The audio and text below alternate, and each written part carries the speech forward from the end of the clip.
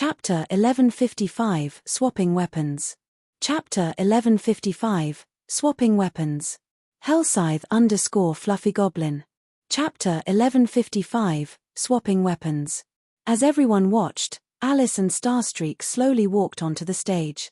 Although neither spoke a word, just by standing on the stage, the audience could feel an intense pressure emanating from the two. So strong. That is the Witch of the West. Shock filled Blue Phoenix's eyes as she stared at the confidently smiling, blonde, doll-like girl on the stage. Although Alice currently wore a black cloak, she had not bothered to hide her appearance or equipment. Thus, Blue Phoenix could determine that the witch wore the Flaming Sunset equipment. The Flaming Sun was a level 50 fine-gold set equipment for elementalists. The set had a total of 8 pieces. Blue Phoenix had recognized the set because the Dragon Phoenix Pavilion also possessed the chest piece. That was one of the several pieces of equipment they had obtained after killing a level 55 Grand Lord in a temple ruin in the Apocalypse Empire, yet Alice wore the complete set. That was a level 50 fine-gold set equipment they were talking about. Why wouldn't she be shocked?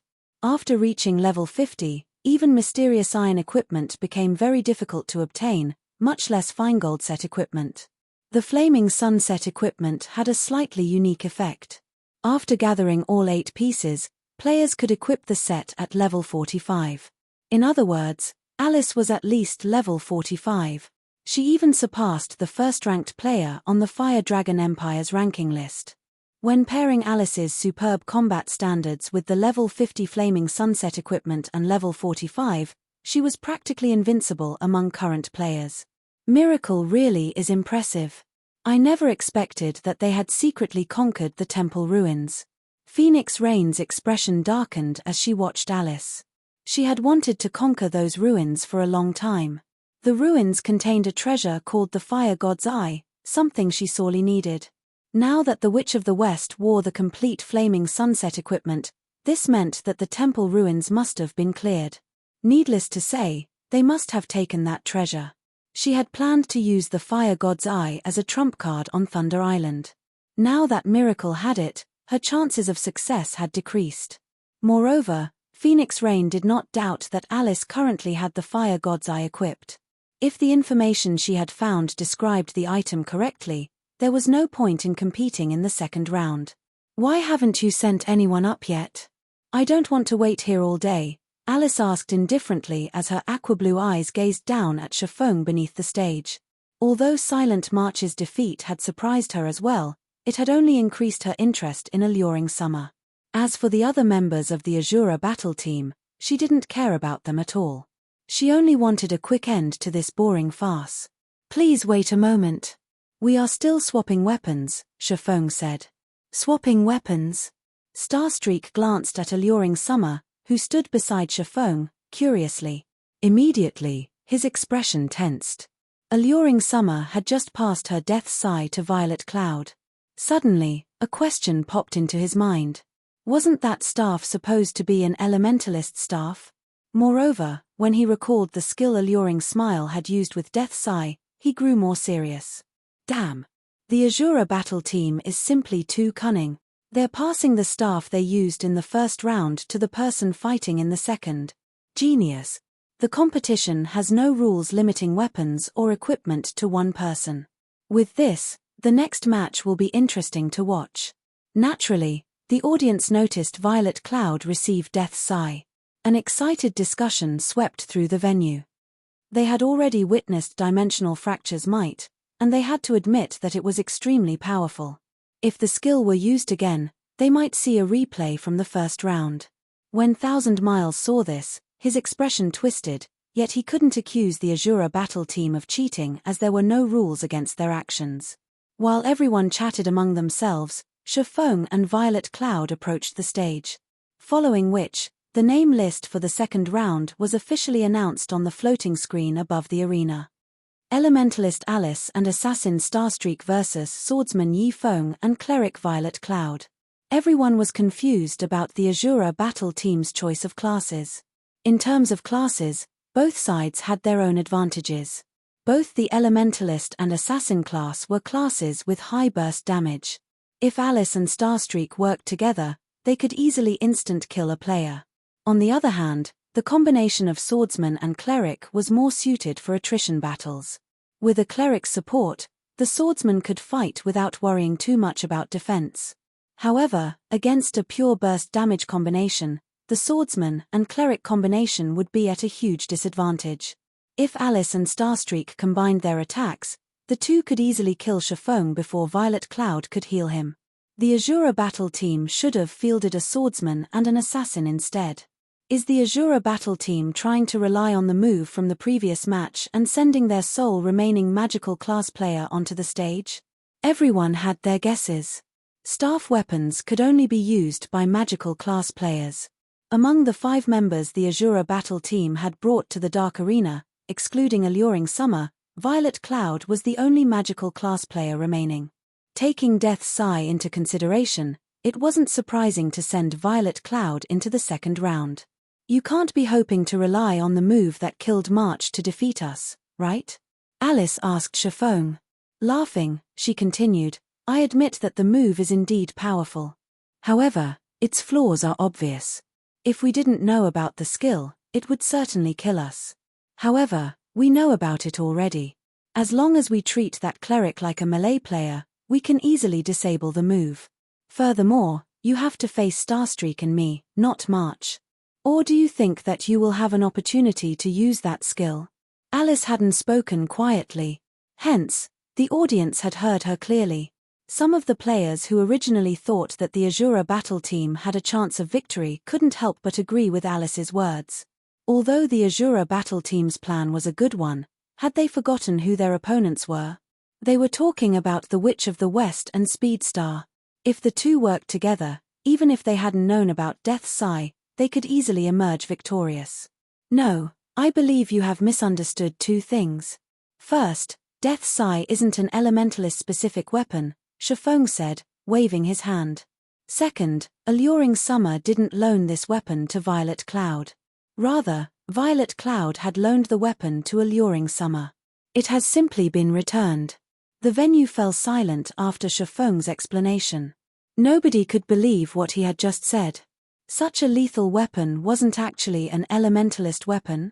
Only a fool would believe that. A bluff. This is definitely a bluff.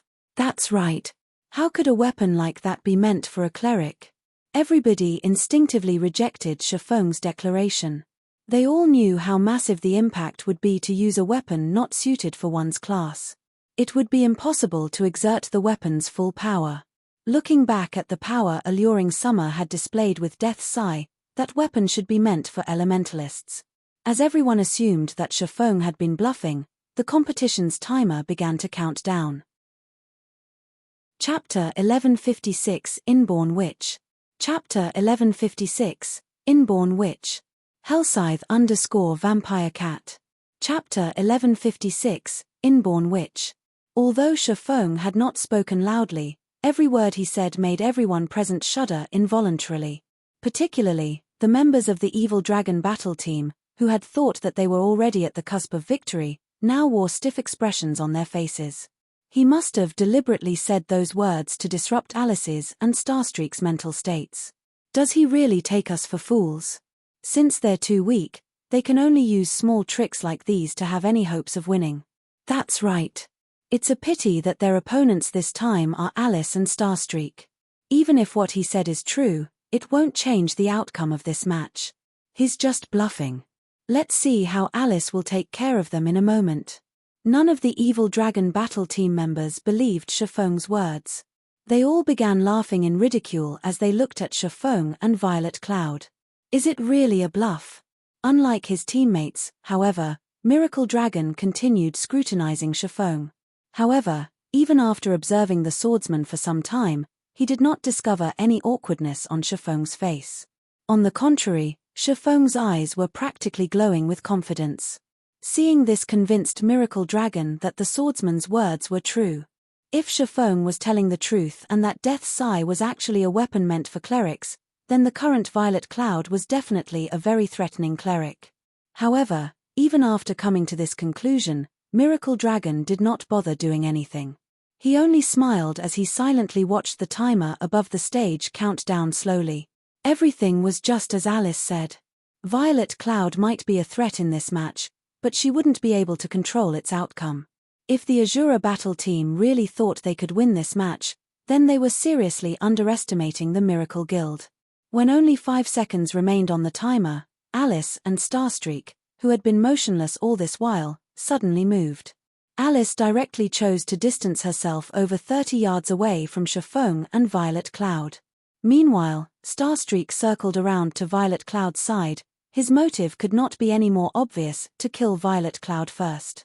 When Alice was 35 yards away, she took out a crimson, wooden staff, which had a crimson flame burning at its tip, the flame looking just like an eye that could see through everything. The moment this staff appeared, fire-type mana began massing rampantly around Alice, the mana casting a faint, red glow around the elementalist. At this moment, it was as if Alice had become the goddess of fire. Although I don't know whether your words are true or not, the fact that you've exposed your trump card so soon will only lead to your miserable defeat. After Alice completed her preparations, she smiled faintly at Chiffon. Right as she finished speaking, the timer above the battlefield hit 0. At the same time, Alice began chanting. Although she was only double casting right now, her chanting and writing speeds were much faster than silent marches. In the blink of an eye, a massive, crimson magic array appeared before Alice. A tornado of flames then emerged from the magic array and extended rapidly towards Chiffon and Violet Cloud. At the same time, a gigantic, dark blue magic array formed beneath the swordsman's and the cleric's feet, freezing the ground beneath them completely. Ice-cold fog then rose from the ground, enveloping a radius of 15 yards. This scene stupefied the audience members. This is the Witch of the West. She is simply a monster. Blue Phoenix's eyes were wide open as she stared at the stage, her heart twinging with helplessness like never before. The two spells Alice displayed were the Tier 1 Curse Torrent of Flames and the Tier 1 Curse Freezing Fog. Although both these spells were extraordinarily powerful, they were extremely difficult to learn. Moreover, their casting times were also considerably long. Blue Phoenix herself needed around 3 seconds to cast either of those spells. In a PvP match between experts, these spells were simply too impractical. Nevertheless, despite double casting 2 curses, Alice had managed to complete them in less than 2 seconds. This casting speed was unbelievable. As expected of the Witch of the West. To think she has managed to grasp even the technique to double cast Tier 1 curses. Phoenix Rain wore a grim expression as she looked at Chiffon and Violet Cloud, who were about to face an assault from ice and flames. Magical class players were generally countered by speed-based classes due to their weak melee capabilities and long casting times. However, in their research into the combat techniques of God's domain, the various superpowers had discovered a technique to shorten the casting time of spells, speed casting, which even allowed some higher-tiered spells to be cast instantaneously. In God's domain, the purpose of chanting incantations and writing runes was to assist in forming an accurate magic array and hasten the gathering of mana for a spell. The higher the accuracy of a magic array, the higher the completion rate of the spell cast. Meanwhile, the higher the completion rate of a spell, the greater the power said spell could display. At 50% skill completion rate, the system would determine a skill to be effective and allow its activation. Hence, as long as players managed to visualize a sufficiently accurate magic array in their minds, they could still use a spell successfully, even without chanting or writing. Only, the higher tiered a spell was, the more complex its magic array would be, which naturally made imaging the magic array in one's mind more difficult. If one wished to accomplish this, they needed to go through a long adaptation process. Meanwhile, speedcasting was a technique that required players to form a prototype mental magic array of sorts while using incantations and runes to compensate for the imperfections in the magic array. By doing so, players could save up on plenty of time. Although the principle sounded very simple, in actual practice, the technique was extremely challenging, not to mention applying it in double casting. This was no longer a feat that was achievable through hard work. Fortunately for Alice, she was wielding the Fire God's Eye, which Phoenix Rain had been hoping to obtain all this time. The Fire God's Eye had a passive effect that improved the skill completion rate of fire-type spells by 5% and other types of spells by 3%. While this increase might seem very small, It could allow elementalists that were still a step away from grasping speedcasting to grasp the technique, raising their combat power to a whole new level. At the same time as Alice launched her attack, Starstreak had entered stealth and was waiting for an opportunity to land a fatal blow on Violet Cloud. Icefire Domain? She's using her trademark move right off the bat. The corners of Shifeng's mouth twitched as he looked at the approaching tornado of flames. The Icefire Domain was Alice's trademark. She would first use Ice-type spells to restrict her opponent's movements, then follow up by attacking with a large-scale, Fire-type spell. The combination of these two opposing elements would amplify the power of both spells exponentially. When she used this move against an MT of the same level, even if said MT had activated a life-saving skill, they would either die instantly or have most of their HP taken away. "It's up to you now," Shifeng said softly as he looked at Violet Cloud. Nodding, Violet Cloud began twirling the scythe in her hands while chanting an incantation. Boom! When the tornado of flames came into contact with the icy fog, like a keg of gunpowder coming into contact with fire, a massive explosion ensued, releasing a torrent of blue and crimson mana. Even Alice, who stood quite a distance away, had her mage robes blown back by the resulting shockwave. As for Starstreak, who was relatively close to the epicenter of the explosion, he nearly got swept off his feet. The power of the attack greatly surpassed that of a Tier 1 curse. The explosion engulfed everything within 20 yards of Shifeng and Violet Cloud, the range of the attack surpassing even that of Alice's freezing fog. This range could already rival that of a large-scale destruction spell. Chapter 1157 Speed Contest. Chapter 1157 Speed Contest. Hellscythe_Vampire Cat. Chapter 1157 Speed Contest. As the explosion came to a roaring end, the rampant mana also gradually began to dissipate. Meanwhile, the might of Alice's Icefire Domain had stupefied the many experts present. Everybody capable of taking part in the Dark Arena was someone of high status and position. Among them, there was no lack of powerful experts from large guilds. At this moment, however, every one of these experts had their breaths taken away by the Witch of the West, particularly those magical class experts, who even found themselves gasping for air when they witnessed this scene. Spell combination. This is too amazing. It's a true spell combination. Someone has actually managed to turn theory into reality. So this is the Witch of the West. At this moment, the magical class players present could not help but want to re-watch the earlier scene several hundred times. Double speedcasting was already plenty amazing. However, using it as a base, the Witch of the West had displayed an even stronger ability, and that was spell combination. This was a peak technique that countless magical class players dreamed of bringing off. In God's Domain, the sight of melee classes combining the strength of their attacks was no longer rare. However, the difficulty of superpositioning two different types of spells was much greater than that of stacking the strength of melee attacks. The reason for this was, firstly, players had less control over their spells than over their bodies. Secondly, one's grasp of timing needed to be extremely accurate. Due to these two reasons, spell combination was deemed to be an impossible technique. Yet, now, the Witch of the West had displayed that technique before everybody. Isn't she a little too strong? If she's grasped spell combination, no player in the same tier can match her. Cloud Yarn was filled with shock as she looked at Alice, who was standing proudly on the stage right now. The other members of the Midnight Tea Party agreed with Cloud Yarn's words. From the destructive power they saw, they could tell that the effect of spell combination was much stronger than that of strength stacking. Even just the combination of two ordinary Tier 1 spells resulted in a power that could rival that of a Tier 2 spell.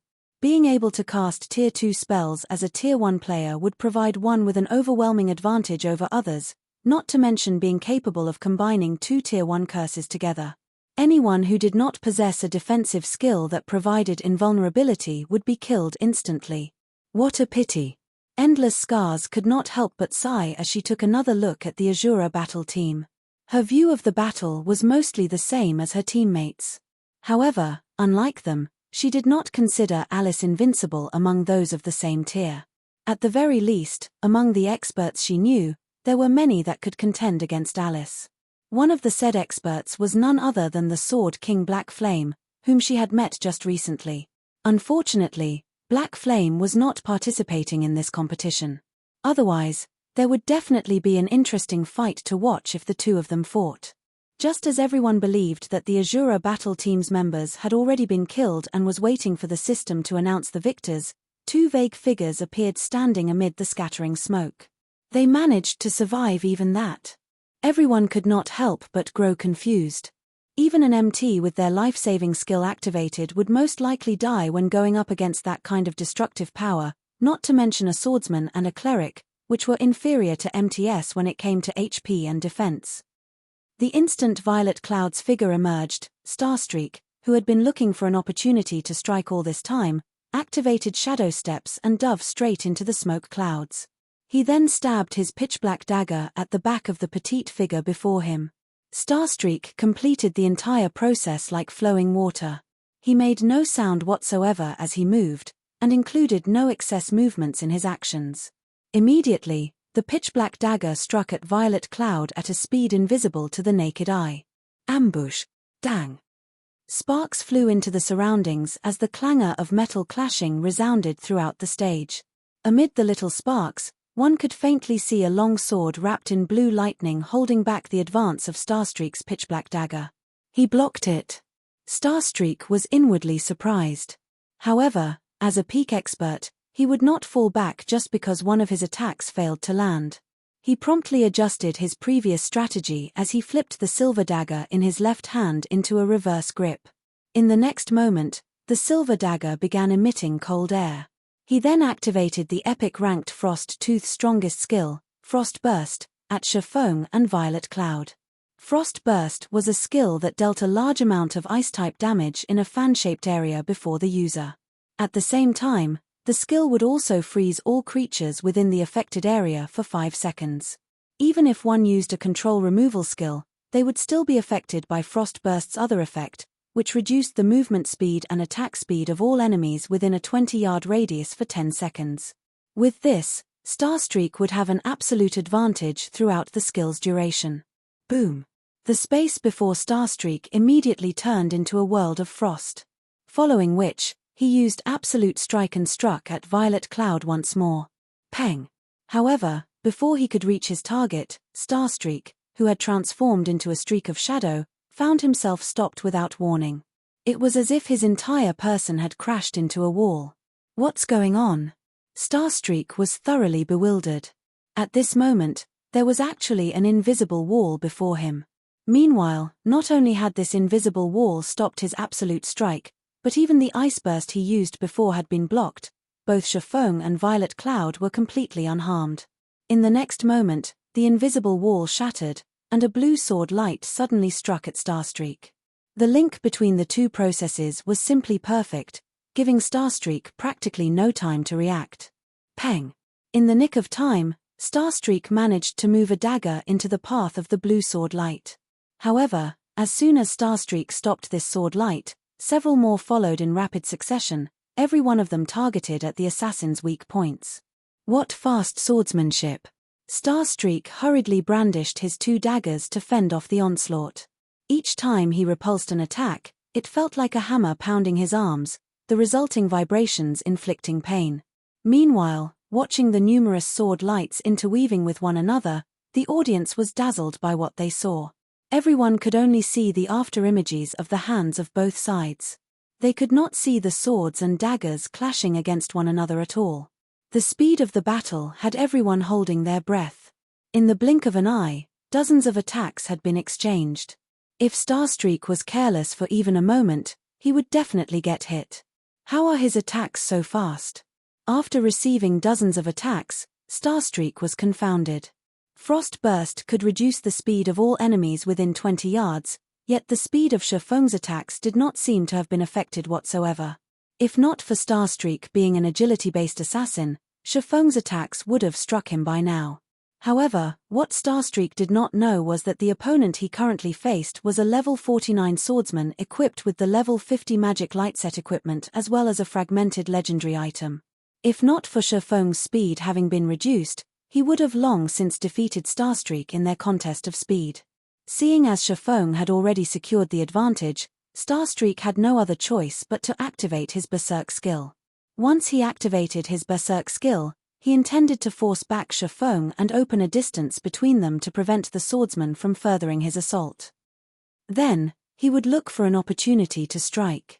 After all, an assassin did not have many advantages against a swordsman in a frontal clash. With this in mind, right when their weapons were about to clash once more, Starstreak activated his Berserk skill, Phantom, his strength and speed soaring by a large margin. In the next instant, both his daggers abruptly struck at the killing ray in Shifeng's hand. Peng! Starstreak felt like he had just attacked a steel wall, both his hands aching from the resulting vibrations. In contrast, the arm Shifeng used to swing killing ray only trembled slightly. Impossible! Starstreak was stunned. Chapter 1158, Different Level of Competition. Chapter 1158, Different Level of Competition. Hellscythe _ Vampire Cat. Chapter 1158, Different Level of Competition. Starstreak knew full well the pros and cons of his Berserk skill, Phantom.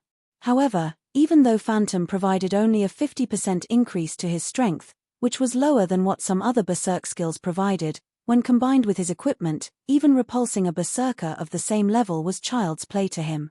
Yet, now, even such a huge boost to his strength did next to nothing to change the result of his clash with Shifeng. Thinking up to this point, Starstreak suddenly came up with an incredible thought: Shifeng had not been going all out at all during their previous clashes. As for the possibility of Shifeng having activated a Berserk skill as well, it was simply impossible. Berserk skills would manifest on a player's body one way or another when activated. Moreover, the strength of a player's aura would also increase. Currently, however, Shifeng showed no such signs. Hence, the only possibility was that Shifeng had been hiding his strength. Thinking up to this point, Starstreak could not help but shudder. Shifeng's basic attributes were actually so high that he could hold his ground even after Starstreak had activated his Berserk skill. Although Starstreak had only briefly fallen into shock, this duration was enough for peak experts like Shifeng to land a killing blow. Disappear. Illusory shadow. 6 blue sword lights struck at Starstreak from 6 different angles. Starstreak instinctively defended himself with his daggers. However, the instant his daggers came into contact with the sword lights, his complexion immediately darkened. The sword lights had actually moved through his daggers unhindered.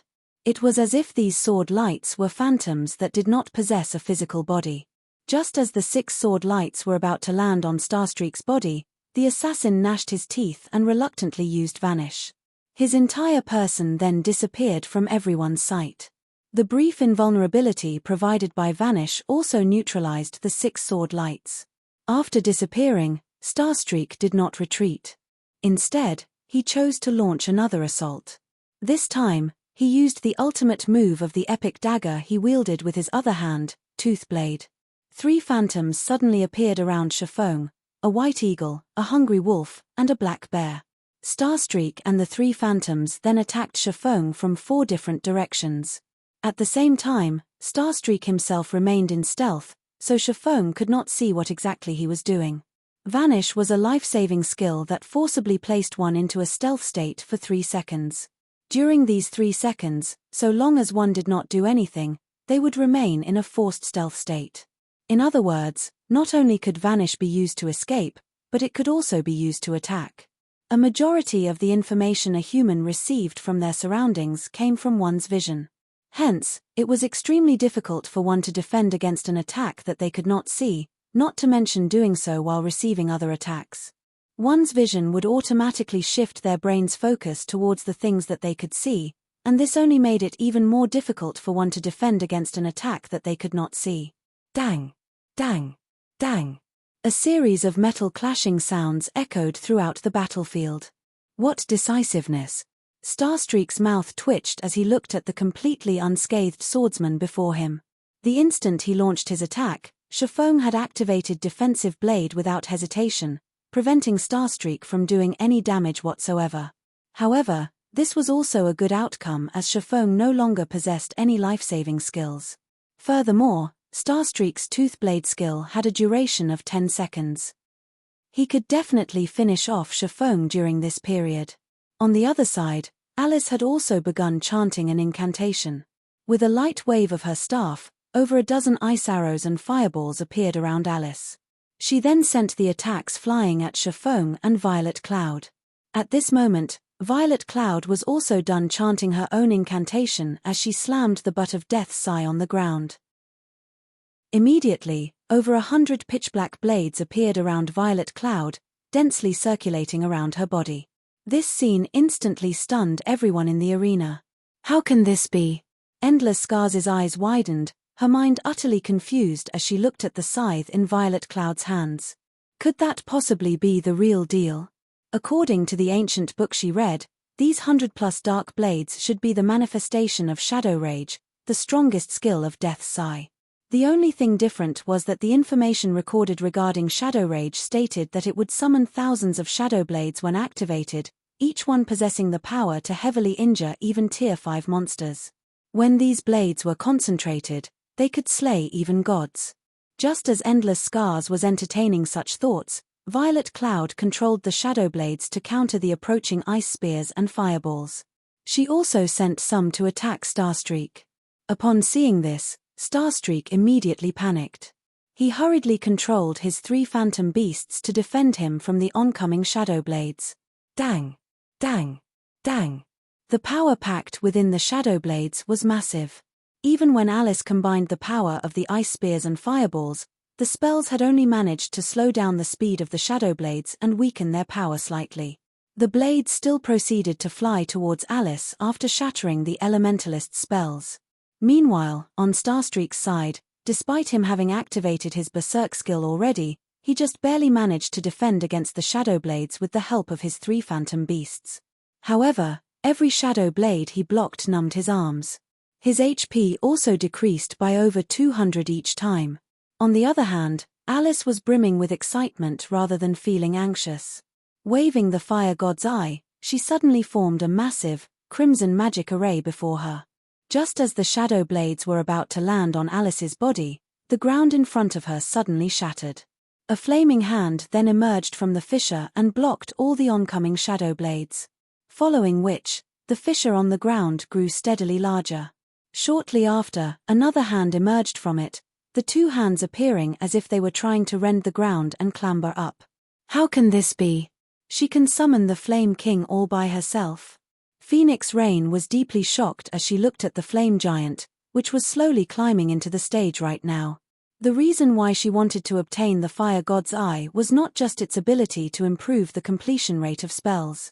More importantly, it could summon the Flame Monarch from Hell. However, summoning the Flame Monarch required a large amount of mana, roughly 10 magical class players' mana. If she had the Flame Monarch's strength, claiming 2 monster encampments on Thunder Island would not be impossible. Meanwhile, the fact that Alice had managed to summon the Flame Monarch by relying on only her own power was simply inconceivable for Phoenix Rain. The appearance of the Flame King made the audience members gasp. Flame Monarch, Elemental Creature, Grand Lord. Level 65. HP 60 0000060 0000000. Now that the Evil Dragon battle team had summoned a level 65 Grand Lord to assist them, there was no longer a need to continue this match. Not to mention 2 experts, even 20 experts would be cannon fodder when going up against a level 65 Grand Lord. As a matter of fact, regardless of how Violet Cloud tried to attack Alice using her Shadow Blades, the Flame Monarch blocked all her attacks without any difficulty. The Grand Lord was like an indestructible wall. That move of yours really is amazing. I never thought that I would have to use this trump card of mine. However, this match is as good as over now. Although the Flame King I summoned isn't in its completed form, it still possesses the strength of a Grand Lord. You two have no chance of winning. You might as well give up now. At this moment, Alice's complexion was slightly pale. As for her mana, not a single point remained at the moment. However, the pride in her eyes was unwavering. Flame Monarch, show them your strength. At Alice's order, the Flame Monarch roared, its voice echoing throughout the arena. Immediately after, The air on the stage began steaming as columns of fire shot up from the ground. The columns of fire then transformed into massive fireballs, their numbers reaching 36. Every fireball was the size of a house. One could just imagine what kind of scene would occur when these massive fireballs landed on the ground. The audience members felt their scalps tingling when they saw these fireballs. How was this a fight between players? It was more appropriate to call this a battle between NPCs. Compared to the usual PvP matches, this match was on an entirely different level. Alright, time to end this. Alice then pointed at Chiffon and Violet Cloud. Suddenly, the 36 massive fireballs descended on the duo. Chapter 1159, Matching Up Against a Grand Lord. Chapter 1159, Matching Up Against a Grand Lord. Hellscythe _ Fluffy Goblin. Chapter 1159, Matching Up Against a Grand Lord. Alice, have you lost your mind? I'm still here. Starstreak was furious as he glanced at the descending fireballs. Violet Cloud's shadow blades still had him pinned down. He did not have any concentration to spare for an escape. If these fireballs struck, he would get caught in the impact. With no other options, Starstreak decided to use his final life-saving skill, his Epic Boots additional skill, Flash Steps. The skill allowed him to teleport to any location 15 yards away. It had a 1-minute cooldown and 3 charges. Starstreak used Flash Steps twice and instantly moved 30 yards away. Meanwhile, although Violet Cloud desperately blocked the incoming fireballs with her shadow blades, the fireballs were unaffected. She also had no hope of dodging these attacks. Similar to her shadow blades, Alice controlled these fireballs. Not only did they contain massive power, but they also had a wide attack range. With so many of the fireballs, if Alice wanted to, she could even destroy the entire stage. Phoenix Rain, who watched the fight from a VIP room, could not help but shake her head. The Azura battle team had lost this competition. Although each competition in the Dark Arena had 5 matches, the Azura battle team had only brought 5 members. Once they lost this match, regardless of whether the battle team won the next or not, the Evil Dragon battle team would win the competition. After all, the final 2 matches were 3-on-3. The Azura battle team did not have enough members to participate. Hence, so long as the Evil Dragon battle team won one of the first 3 matches, the competition would be over. Sure enough, defeating the Evil Dragon battle team is impossible for the Azura battle team. Phoenix Rain was, more or less, disappointed.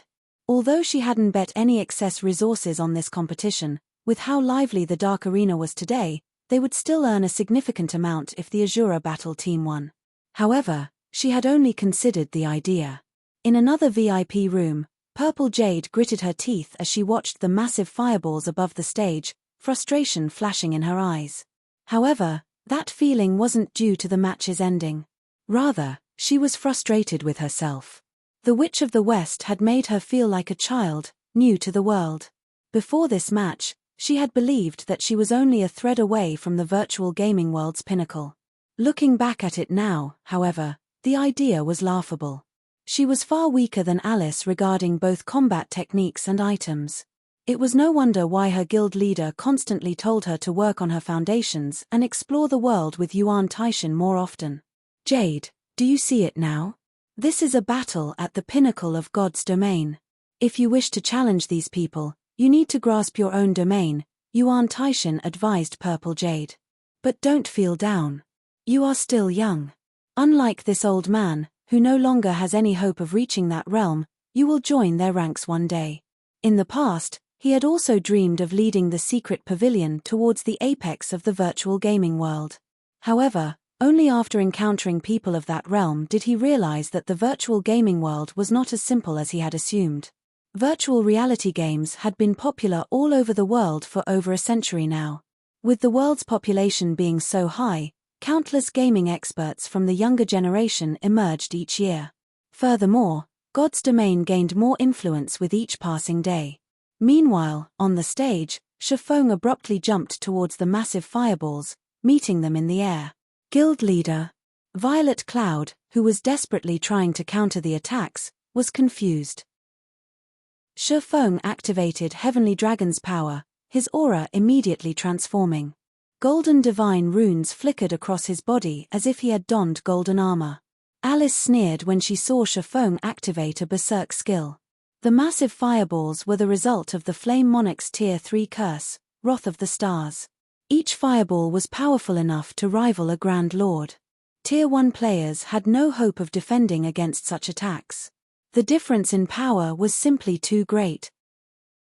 Even if Shifeng had a skill that provided invulnerability, she could simply control the 36 fireballs to attack him one after another.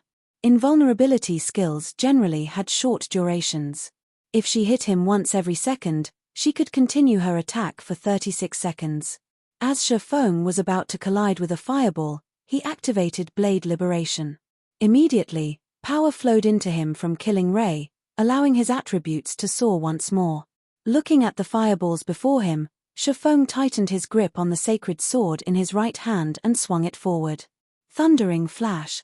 Combat technique, Full Moon Lotus. Like a sharp blade, arcs of blue lightning sliced through the massive fireballs, one after another. All the crowd had seen were 4 streaks of light leaving Shifeng's hand. In the blink of an eye, 23 of the 36 unstoppable fireballs split in half and exploded like fireworks. Silence fell over the arena.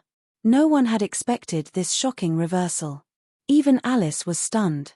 A Tier 1 player had sliced the fireballs, which contained the strength to rival level 65 Grandlords, in half.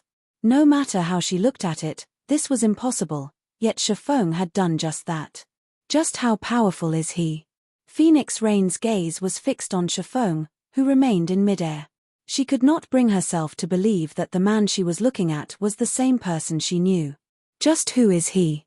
Thousand Miles unconsciously tightened his grip on his swords as he watched the detonating fireballs. He knew full well how powerful the fire god's Eyes Flame Monarch was. After all, he had handed the staff to Alice personally. Yet, a Tier 1 player had sliced one of the Flame Monarch's team wipe moves in half. This was simply inconceivable. If this competition had been held before Shifeng's visit to the Fallen Ark, he wouldn't have been able to repel the Flame Monarch's attacks. However, he had obtained epic pauldrons from killing the mythic fossilized Tyrannosauruses. They were called the Tough Pauldrons. Aside from epic ranked basic attributes, these pauldrons only had one skill. Moreover, it was a passive skill. The passive skill was called Power of Destruction. When the player faced attacks with higher strength than their own, the wearer's strength would increase by 35%. Against weaker enemies, this skill had no effect whatsoever.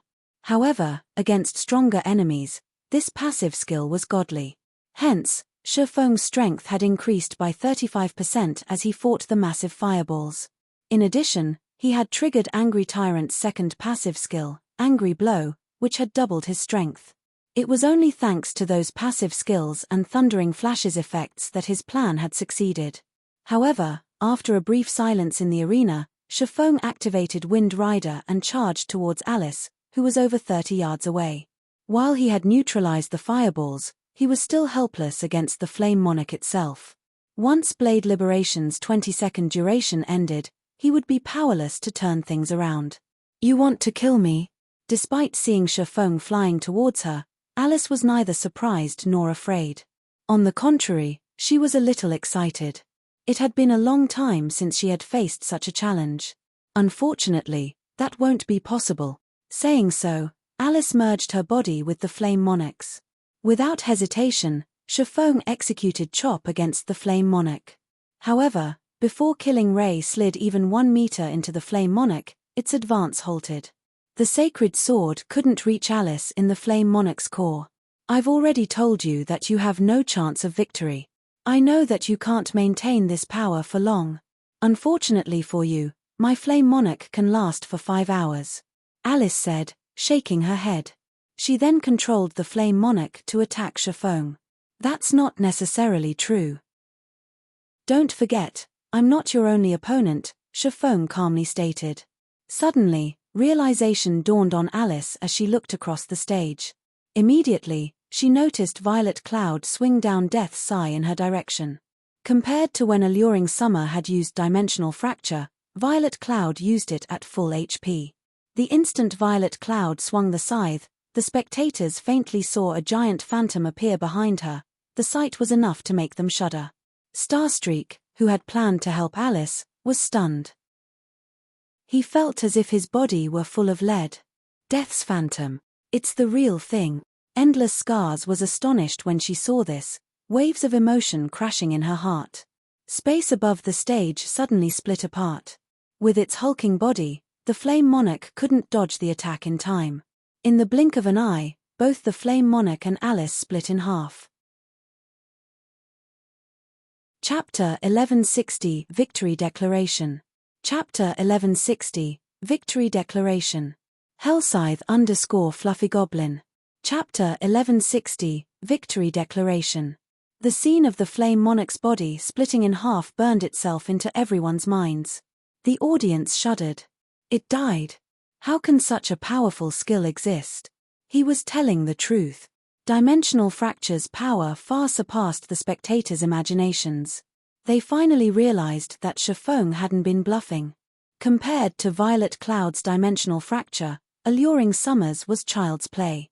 In God's domain, there were many surekill skills capable of instant killing players of the same tier. However, they couldn't accept a skill that could split a Grand Lord in half. Countless players would despair against a Grand Lord's high defense. That Shifeng's weapon had pierced the Flame Monarch so deeply had already been impressive. They won. Phoenix Rain felt as if she were dreaming as she watched Alice's bisected body gradually transform into particles of light and disappear. That was the Witch of the West they were talking about. Moreover, Alice had controlled a level 65 Grand Lord. No matter how she looked at it, Alice should have had an overwhelming advantage. None of the audience had believed that the Azura battle team could win this round. At most, they had expected Shifeng and Violet Cloud to struggle as long as they could for survival. Just how many secrets is Zero Wing hiding? Yuan Tiexin's eyes twitched uncontrollably when he saw the attack split the Flame Monarch in half. As one of the secret pavilion's upper echelons, he knew much about God's domain. In reality, Violet Cloud's Dimensional Fracture had only dealt slightly over -100,000 damage. To the Grand Lord, this could barely put a dent in its 60 million HP. However, splitting the Flame Monarch in half had injured it severely. There were very few means current players could employ to injure a Grand Lord. Normally, one had to rely on powerful Tier 3 magic scrolls to do so, yet the cleric had done so with her weapon's additional skill. As far as Yuan Tiexin knew, none of the various large guilds possessed such a weapon or equipment. In God's domain, it was also common knowledge that the more powerful a weapon or piece of equipment was, the more difficult it would be to obtain. Still, an upstart guild like Zero Wing had obtained such a powerful weapon. No matter how Yuan Tiexin looked at this matter, he found it simply inconceivable. The death sigh in Violet Cloud's hands had also astonished the Midnight Tea Party's Endless Scars and Breeze Wine. According to the ancient book they had found, Death's Sigh, one of God's domain's 12 great legendary staffs, had long since been destroyed. Not even a blacksmith god could repair it. However, no matter how they looked at it, the cleric's Death's Sigh looked more like the real article than a replica. When she had used Dimensional Fracture, she had even summoned forth Death's Phantom. The pressure Death's Phantom emitted was no laughing matter. Without a doubt, that was definitely divine might. Otherwise, there was no way an expert of Starstreak's caliber would suddenly freeze up under such pressure. No replica could reproduce divine might. When Endless Scars and Breeze Wine thought about how Violet Cloud wielded the real Death Sigh, they were overcome with shock. A fragmented legendary item. Although this term was no longer foreign to experts like them, they hadn't heard of any guild obtaining a fragmented legendary item until now. Fragmented legendary items were godly items that experts constant strove to find. Meanwhile, such a weapon had appeared before their very eyes. Why wouldn't this fact shock them? However, Endless Scars and Breeze Wine did not know that the Death Sigh Violet Cloud wielded was not, in fact, a fragmented legendary item. It was simply a replica. Only, this replica was slightly special. Death Sigh, replica, two-handed staff, epic rank. Level 45, level 120, level 45. Equipment requirement, strength 400, intelligence 700. Attack power plus 1650. Strength plus 120, agility plus 80, endurance plus 105, intelligence plus 142, vitality plus 161. When staff is wielded. Casting speed increased by 15%. Cast range plus 10. Magic damage increased by 20%. All healing effects increased by 25%. Spell critical rate increased by 10%. Mana consumption decreased by 10%. All magical skills plus 2 levels. Ignore levels plus 10. Durability 2220. Additional passive skill dash. Death's Harvest. Whenever a creature dies within 40 yards, wielder will regenerate 1% of their mana. Simultaneously, wielder will receive a death buff, reducing the death penalty by 1% when wielder dies. Buff can stack up to 30 times. Additional active skill 1 dash. Dimensional Fracture, deals absolute damage 2 tiers above wielder's tier, up to a maximum of tier 4, to an area of 20 by 60 yards.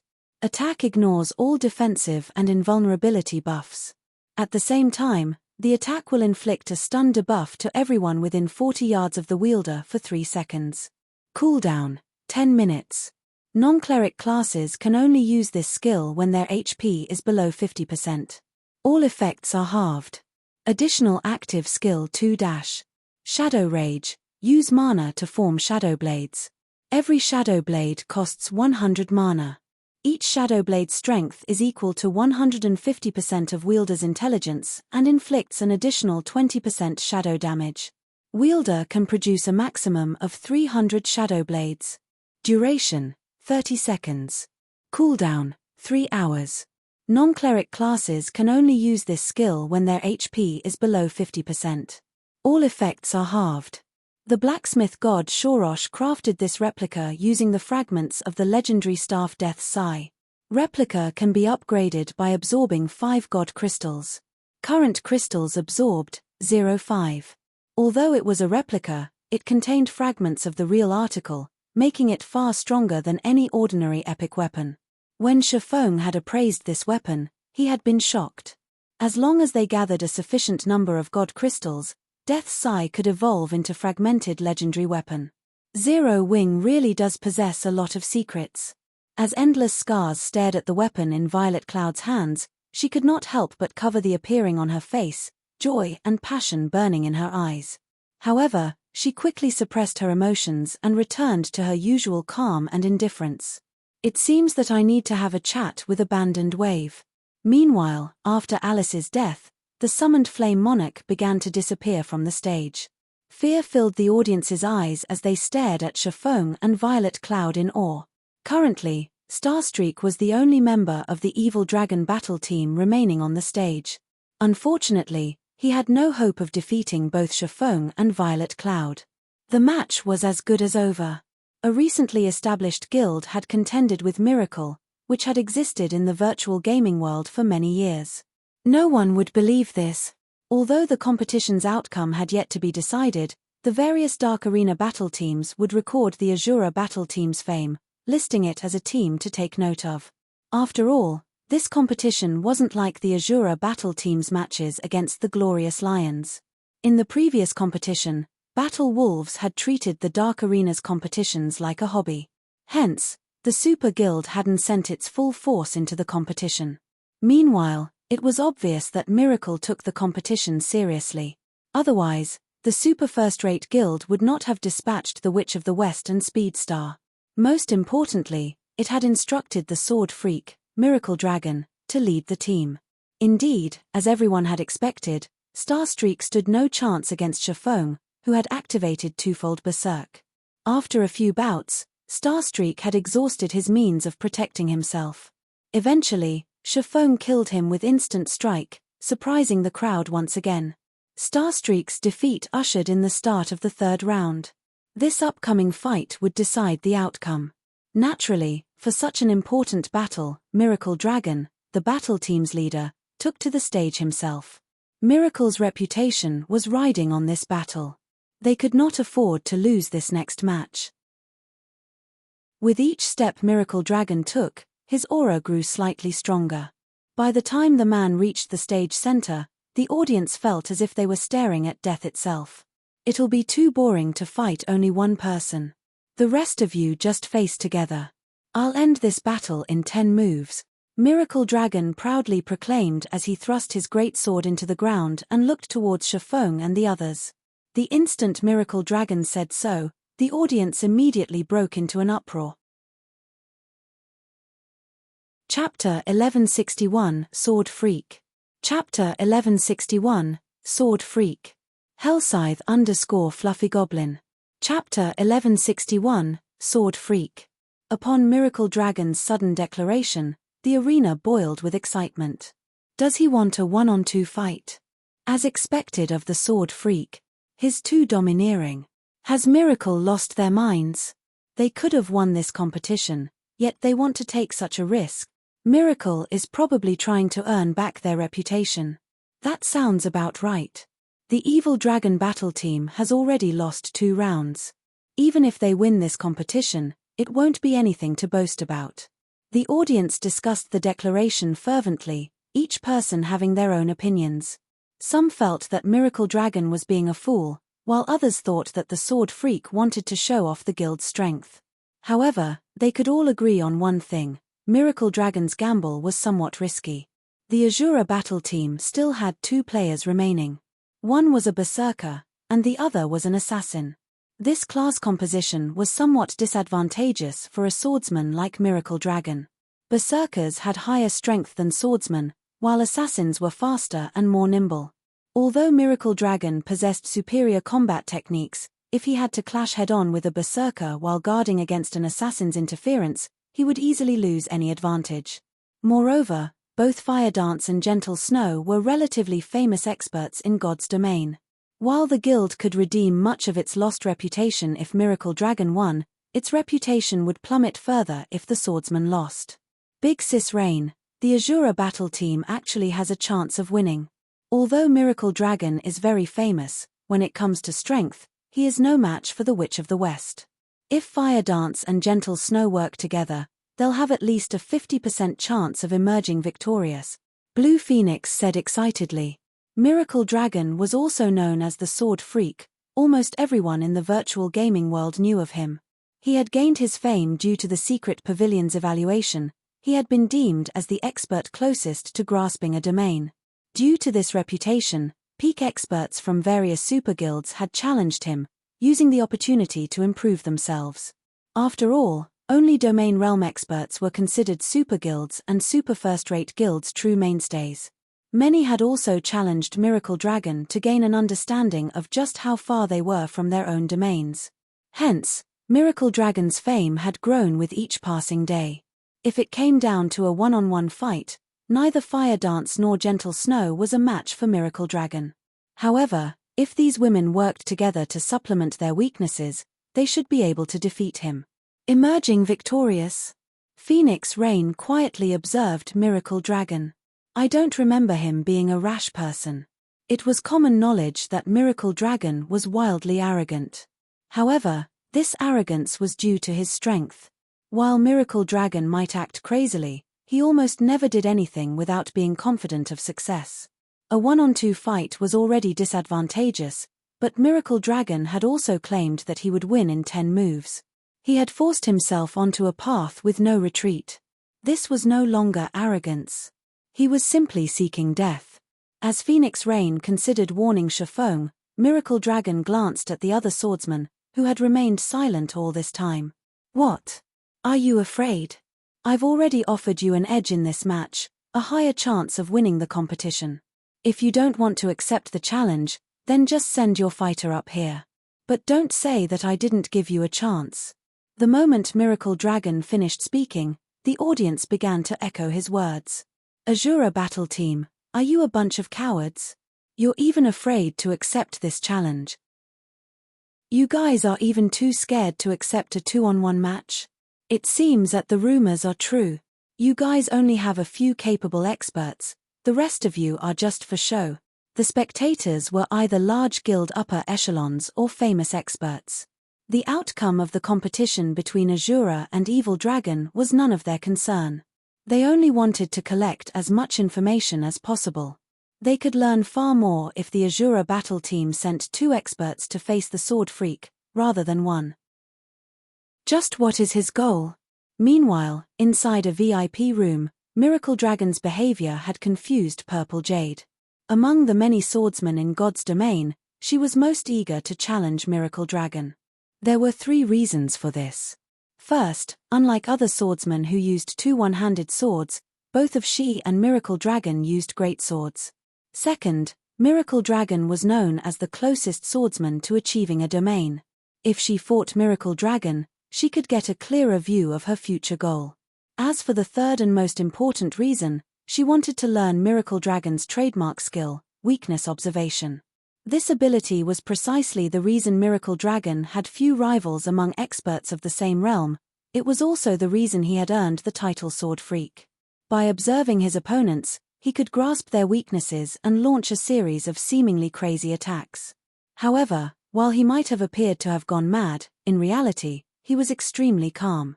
His attacks were perfectly choreographed. In the end, his insane attack method would throw his opponents off, and he usually beat them senseless. How could an expert, who had mastered such a powerful move, take such a huge risk and provoke the Azura battle team? Jade, your observation is correct. Yuan Taishin nodded, smiling. As you suspected, Miracle Dragon does not take risks lightly. He only acts when he is absolutely confident of succeeding. But, defeating both Fire Dance and Gentle Snow in 10 moves is too difficult, even for him. Purple Jade simply could not figure out how Miracle Dragon could win in 10 moves. No, he can, Yuan Taishin said as he caressed his beard. Chuckling, he continued, some time ago, he had secretly class changed into the hidden class magic swordsman. Moreover, he received a Tier 3 Shorekill skill book, which the guild had only obtained after much difficulty. With the epic equipment the Miracle Guild has lent him, his combat power has risen significantly. Magic swordsman? Purple Jade's eyes sparkled when she heard these words, a hint of envy blooming in her heart. Magic swordsman was a hidden class that focused on attacks. Although the class could not compare to a peak class like the Necromancer, it was one of the few advanced classes. Do you think Miracle Dragon would be so foolish and challenge the Azura battle team for no good reason? Yuan Taishin could not help but shift his gaze towards Shifeng.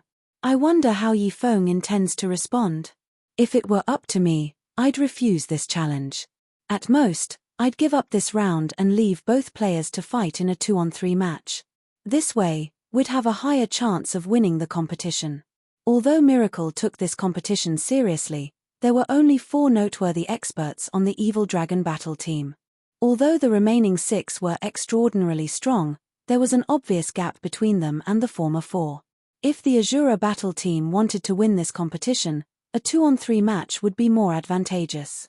As soon as Yuan Taishin said so, Shifeng stood up, a serious expression on his face as he looked at Miracle Dragon. All right, we don't have any issues. I hope you don't regret your decision. Regret? Rest assured, I will not regret it. Miracle Dragon did not take Shifeng's warning seriously in the least. However, he liked Shifeng's personality. Unfortunately, the man's worries were superfluous. Rather, Shifeng should focus on helping Fire Dance and Gentle Snow survive against him for 10 moves. When the audience heard Shifeng agree to Miracle Dragon's request, they erupted into cheers. Ha! What a fool! Yuan Taishin could not help but roll his eyes at Shifeng. Despite knowing that it was a trap, Shifeng decided to jump right in. Chapter 1162 Madness vs. Madness. Chapter 1162 Madness vs. Madness. Hellscythe_Fluffy Goblin.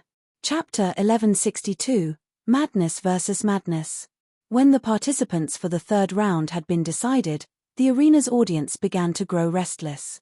Part of the reason was that Shifeng had accepted Miracle Dragon's challenge, while another was the anticipation for the competition's outcome. If the Azura battle team won this match, they would secure a complete victory. Seated in a VIP room on the 3rd floor, 1,000 Miles watched Shifeng, who stood beneath the stage, with burning rage. Phoenix Rain has truly done it this time. She even kept our intelligence department in the dark. Due to the evil dragon battle team having lost 2 matches in a row, they had no choice but to expose the strength Miracle Dragon had kept hidden to restore some of the guild's reputation.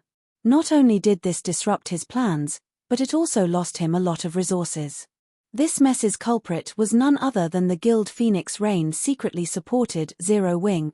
Zero Wing was simply a recently established guild in a small kingdom. If not for Phoenix Rain's support, how could Zero Wing possibly obtain such a powerful weapon that could instantly kill 2 of Miracle's generals? Maple, investigate Zero Wing thoroughly. Find someone to tail every member of the Azura battle team as well. 1,000 Miles instructed Cleansed Maple. Understood. Cleansed Maple promptly bowed before taking his leave. At this point, Miracle was completely helpless against the Dragon Phoenix Pavilion. After all, both were super first-rate guilds, and neither feared the other. If their guilds started an all-out war against each other, only other guilds would benefit. However, Zero Wing was different. It was only a subordinate guild Phoenix Rain controlled. It would be simple to cause trouble for the upstart guild, especially now that the Azura battle team had revealed that it possessed so many dazzling weapons and equipment. Phoenix Rain, I'll let you enjoy this situation for now. 1,000 Miles could not help but shift his gaze towards Death's Eye in Violet Cloud's hands, greed flashing in his eyes. The evil dragon battle team had only dared to expose their epic items because they didn't fear becoming targets. However, the Azura battle team didn't have that luxury. Revealing such items was akin to placing a fresh piece of meat before a pack of hungry wolves. Not only would the Azura battle team lose this competition, but they would also lose their weapons and equipment. As the third match's rules changed abruptly, the Dark Arena's host adjusted the team's payout rate. The Azura battle team's payout rate for a complete victory, in particular, had risen to 1-9, breaking the Dark Arena's record. The host is quite bold. What's there to be afraid of? This is the final match. In any case, we know that the Azura battle team has no chance of winning. Moreover, the host has earned a fortune this time. Before the competition had even begun, many had bet on the evil dragon battle team's complete victory. This time, the host must be trying to lure even more idiots away from their money. It's a pity that not many people here are fools. Rather than bet on the Azura battle team, it would be safer to bet on the evil dragon battle team. Although the returns are low, it's better than nothing. Everyone among the audience was sorely tempted as they looked at the new payout rates. However, practically no one would bet on the Azura battle team's complete victory. Instead, they all bet on the evil dragon battle team. Some of the players that had previously been reluctant to gamble had even placed bets on the evil dragon. Miracle had existed in the virtual gaming world for many years now. The sword freak Miracle Dragon was even famed for never acting without confidence. If he lost this next match, the Azura battle team would secure a complete victory. Yet, despite such a huge burden, Miracle Dragon still dared to do so. This could only mean that he was confident of succeeding.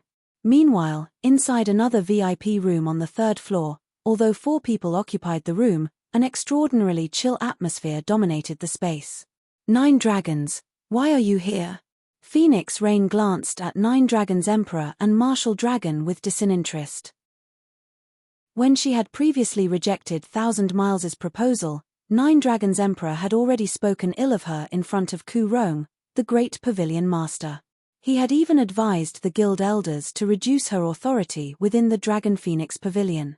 However, the Azura battle team's performance thus far had been astonishing. As a result, those who had schemed against her within the Dragon Phoenix Pavilion had no choice but to remain silent for now. Rain, must you be so cold? At the end of the day, we are from the same guild. 9 Dragons Emperor frowned. Very quickly, however, a kind smile formed on his face as he said, "Moreover, I am here to thank you. If not for your determination to support the Azura battle team, I wouldn't have been able to cooperate with Miracle and gain the support of many of their guild elders. If you're trying to flaunt your relationship with Miracle, then let me congratulate you. Only, do you think the great pavilion master will be pleased to see you work so closely with the guild's longtime rival?" Phoenix Rain giggled. Nine Dragons Emperor was momentarily speechless. After joining God's domain, the Dragon Phoenix Pavilion had frequently butted heads with Miracle. Recently, their guilds had caused a huge scene due to the situation on Thunder Island. In the end, they had exposed Thunder Island, and many other superpowers had begun to intervene. Due to this, Ku Rong's hatred for Miracle had grown more intense. So what? Nine Dragons Emperor said after recollecting his thoughts. Proudly, he proclaimed, as long as I gain sufficient authority on Thunder Island, it won't matter if the Great Pavilion Master disapproves of my methods. After all, he wants a beautiful future for the Dragon Phoenix Pavilion more than anything. You, on the other hand, are in a far more pitiful state. Now that you've invested so much money and resources into a useless, upstart guild, you don't even have the resources to hire help. How do you intend to compete on Thunder Island now? However, I can point you to a brighter path. Bet everything you have on the Evil Dragon Battle Team. This way, you can, more or less, earn what you need. At the very least, you'll be able to hire one player. Otherwise, you will only bring shame to our Dragon Phoenix Pavilion. Standing by the side, although Blue Phoenix wanted to say something, she was not in a good position to do so. Sarcasm tainted Nine Dragons Emperor's words. While he seemed to be offering advice, secretly, he was sealing off their path of retreat. They had already rejected Thousand Miles's proposal. How could they bet on the Evil Dragon Battle Team now? If news of this matter spread, Phoenix Rain's position in the Dragon Phoenix Pavilion would certainly be awkward. Thank you for your kind suggestion. Smiling, Phoenix Rain turned to Blue Phoenix and said, Blue, take this epic mage robe and these items and bet them on the Azura Battle Team. Big Sis Rain. Blue Phoenix was stunned when she saw the items Phoenix Rain traded to her. Wasn't this wager a little too drastic? Phoenix Rain had passed her the items they had prepared for the campaign on Thunder Island. If they lost these items now, they would suffer for it on Thunder Island. Amazing. In the guild, others often call me ruthless. However, it would seem that I am no match for you, Rain. Although I've bet plenty of resources and items on the Evil Dragon Battle Team, they are of little importance. You, on the other hand, actually bet the epic mage robes the guild obtained on the Azura Battle Team. I really must hand it to you. Nine Dragons Emperor praised the calm, composed Phoenix Rain. Inwardly, though, his heart fluttered in joy when he saw the items Phoenix Rain intended to gamble. The host was no fool if they were willing to offer a 1-to-9 payout rate. If one bet a piece of epic equipment, they could get 9 pieces if the Azura Battle Team won. Although the host wouldn't actually hand out 9 pieces of epic equipment, they would still offer items of equal value. However, could such an ideal situation happen? While Phoenix Rain and Nine Dragons Emperor had been talking, the timer above the stage had begun to count down. The arena fell silent as everyone focused on the 3 people on the stage. The spectators couldn't help but gasp when they saw the Azura Battle Team's formation. What are they trying to do? Everyone was dumbfounded as they watched Fire Dance walk to a corner of the stage while Gentle Snow stood within 20 yards of Miracle Dragon. These women's intentions couldn't be more obvious. The Azura Battle Team was trying to pick a one-on-one fight with Miracle Dragon. Chapter 1163, Swift Sword. Chapter 1163, Swift Sword. Hellscythe _ Fluffy Goblin. Chapter 1163, Swift Sword. Despite the timer's clear indication that the battle would begin soon, everyone stared at Shafong, who stood below the stage. They're actually letting one person take on Miracle Dragon? Aren't they underestimating the sword freak a little too much? That's right. Miracle Dragon is being kind enough to give the Azura Battle Team a chance, yet they're trying to throw that chance away. What fools. Has the Azura Battle Team's leader given up on the competition? How boring. He accepted Miracle Dragon's challenge, yet he's playing such tricks at the very last minute. Does he think that he can save his team's reputation even if they lose? The spectators couldn't help but glare at the Azura Battle Team with contempt. The originally exciting match had become a disappointing farce. Ha ha ha. This Azura Battle Team really is interesting. Nine Dragons Emperor could not help but laugh when he saw the formation. Turning to look at Phoenix Rain, he said, "Rain, although I know you have a lot of resources on hand, there's no need to waste them like this, right? You might as well just give them to me if you want them gone so badly." As soon as Phoenix Rain had bet the epic mage robes their guild had obtained after much difficulty, the Azura battle team had pulled such a move. Nine Dragons Emperor even wondered if the Azura battle team were working for Miracle.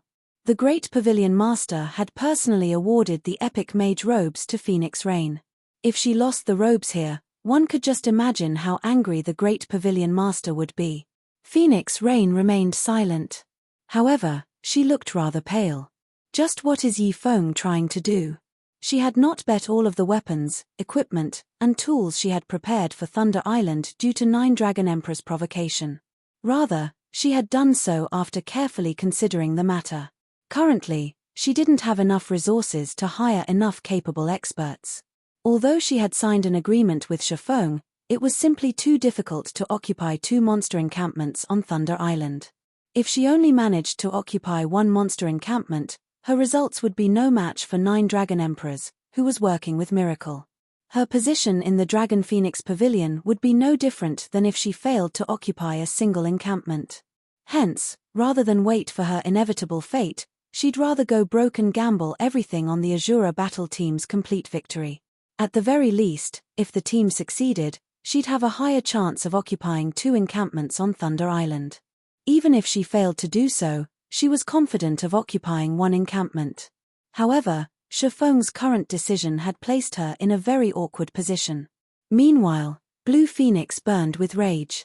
She wanted nothing more than to rush up to Shifeng, crack his head open, and take a look at what was going through the man's mind. Shifeng had thrown away their chances of victory. As everyone chatted amongst themselves, the timer finally came to an end. Standing on the stage, Miracle Dragon glanced at Fire Dance in the corner. He then shifted his gaze to the valiant war goddess before him, anger burning in his eyes as he asked, "Is this the arrangement you have decided on?" Originally, he thought he would get to enjoy a good fight. He hadn't expected the Azura battle team to make such a move. Gentle Snow was certainly talented. She had even led a first-rate guild before. She was also a great beauty. In the virtual gaming world, many knew her as a peak expert and a goddess. However, none of that meant anything to players on his level. In his eyes, Gentle Snow's only noteworthy achievement was her fight in White River City, during which she had reached the refinement realm mid-battle. However, with such combat standards, he could have killed Gentle Snow even before he had become a magic swordsman. "That's right. I'll be your opponent," Gentle Snow calmly declared. "Are you trying to annoy me?" Miracle Dragon asked with a frosty tone as he glared at Gentle Snow. Even the area around Miracle Dragon had frozen. "I'll give you one last chance. Come at me together." However, Gentle Snow and Fire Dance remained motionless. Neither of them showed any signs of changing their mind. "So be it. Don't blame me for being merciless," Miracle Dragon bellowed. Activating Wind Blade, he dashed towards Fire Dance. The audience barely saw his afterimages. In the blink of an eye, Miracle Dragon crossed 10 yards. Less than 100 yards separated the swordsman and the assassin. It would only take a few seconds for Miracle Dragon to reach his target. So fast. The spectators were surprised by Miracle Dragon's speed. Even peak assassins, who were famed for their speed, would be no match for him. However, even when less than 20 yards separated Miracle Dragon and Fire Dance, the latter refused to move as she quietly watched the swordsman approach. "You're looking to die," Miracle Dragon growled. He had long since locked his killing intent on Fire Dance in hopes of forcing the assassin to react. However, Fire Dance's attitude was still lax. She underestimated him. Miracle Dragon no longer held back. He unsheathed the light blue greatsword from his back and swung it at Fire Dance. The instant Miracle Dragon slashed at Fire Dance, everyone heard the whistle of the blade slice through the air. No one in the audience could see Miracle Dragon's greatsword or his hands. It was as if they had vanished. As expected of the sword freak, his swift sword has improved once again, Nine Dragons Emperor exclaimed as he watched Miracle Dragon. "What a pity. Fire Dance won't even know how she died." Swift Sword was one of Miracle Dragon's trademark moves.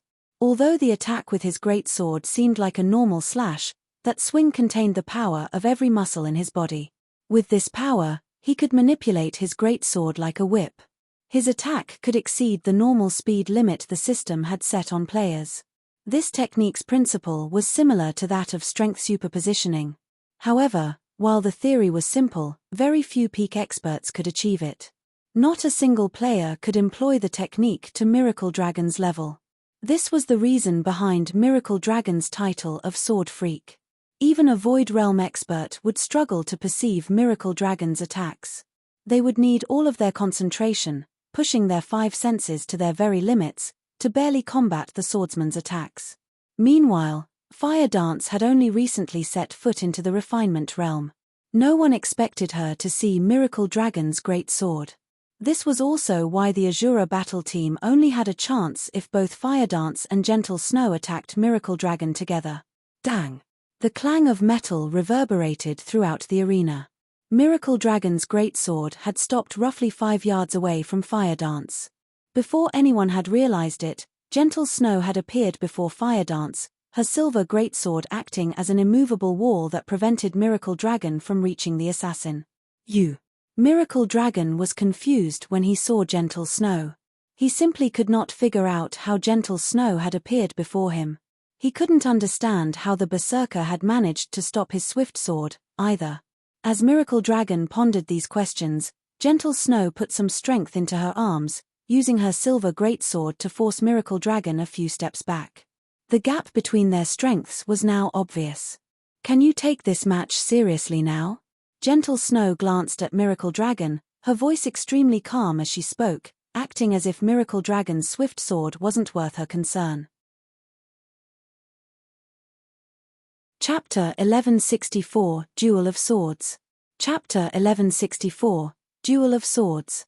Hellscythe _ Fluffy Goblin. Chapter 1164, Duel of Swords. Miracle Dragon's eyebrows jumped in surprise when he saw Gentle Snow's calm exterior. The audience was similarly stunned. Gentle Snow was incredibly famous in the virtual gaming world. However, when it came to combat standards, she could only reign supreme among first-rate guilds. Compared to the older generation's peak experts like Miracle Dragon, however, she was greatly inferior. No one had expected her current performance. Even Galaxy Past and Purple Eye, Gentle Snow's old rivals who had come to watch this competition, were dumbfounded. "Is that really the Gentle Snow I know?" Purple Eye balled her fists as she stared at Gentle Snow, her heart refusing to believe this. In the past, she hadn't been very familiar with Superpow's peak experts. She only knew that these experts were extremely powerful, and they lived in 2 completely different worlds. There was little chance for them to encounter each other. However, after participating in the secret pavilion simulation training system, she understood how strong these peak experts were. Their combat standards were beyond her imagination. With equal equipment and levels, even 10 of her wouldn't be enough of a warm-up for one of those peak experts. Yet, the Gentle Snow, who had stood on the same stage as the Star Alliance, could now hold her ground against a peak expert like Sword Freak. How could she not find this shocking? "I have truly underestimated you. It's no wonder why you had become Ouroboros's guild leader." Miracle Dragon could not help but smile, the blade of disaster, which still trembled in his hands. "However, whether or not you take me seriously will depend on your ability to block my next move." Saying so, Miracle Dragon's expression changed. Taking a deep breath, he took a step forward and executed Swift Sword once more. This time, however, he did not settle for a single slash. Rather, he launched a series of attacks. While Swift Sword was difficult to defend against, an expert of similar standards would have no issues blocking one strike. Hence, Miracle Dragon decided to up his assault and execute multiple Swift Sword attacks. This way, even an expert of the same standards would not casually challenge Miracle Dragon head-on. Shrill, whistling sounds reached the audience's ears. Everyone was fascinated as they watched Miracle Dragon attacks. This was especially true for the swordsman experts among the crowd. Miracle Dragon's swordsmanship was the peak they all aimed for. Enraptured by the flashing sword lights, even Starstreak, who was on the same team as Miracle Dragon, had goosebumps. If he stood in Gentle Snow's shoes, he would have no choice but to activate a life-saving skill against Miracle Dragon's consecutive swift swords. Just before the sword lights struck Gentle Snow, the berserker swung her silver greatsword. Suddenly, an explosion shook the arena. As Gentle Snow continued to brandish her greatsword, a series of explosions rang out from the stage. It sounded as if the stage were being bombarded. After several seconds, Miracle Dragon stopped his assault, shock plastered on his face. Even when he had faced Domain Realm experts, they had only blocked a portion of his attacks while relying on their footwork to evade the rest. However, among the 15 attacks he had just launched, Gentle Snow had effortlessly blocked every one. This was the first time he had encountered such a situation since joining God's Domain. However, Miracle Dragon did not know that Gentle Snow currently wore the level 50 Magic Light set. Although she was missing the chest piece, she still had the 7 Luminaries battle armor, which possessed the passive skill Magic Reinforcement, increasing her physique by 30%. With her superior basic attributes and physique, Gentle Snow had no issues blocking Miracle Dragon's swift sword. Too strong. She's just too strong. Was the Snow Goddess always this strong? Crap. Is she the incarnation of the War Goddess? The skill Gentle Snow displayed flabbergasted the audience. Although many experts watched the battle, the number of people that could actually block Miracle Dragon's consecutive swift swords could be counted on one hand. Everyone had assumed that the Azura battle team had given up and just wanted to end this match as quickly as possible. However, it would seem that this wasn't the case. Who is this Gentle Snow? Thousand Miles's expression was twisted and ugly. Even the various large guilds had detailed information on Gentle Snow's leadership of Ouroboros, not to mention a super first-rate guild like Miracle. However, no matter how many times Thousand Miles read through Gentle Snow's files, he had not found any information that hinted at the woman's capability of standing against Miracle Dragon. Although Gentle Snow originated from a first-rate guild, she had never taken part in any of the Superpowers training systems. She hadn't been tutored by a famous expert, either, yet she now stood, toe-to-toe, against a peak expert like Miracle Dragon. Seeing Gentle Snow's aura, Thousand Miles was even afraid that the woman would surpass Miracle Dragon at any moment. How could this happen? In another VIP room, Blue Phoenix was ecstatic.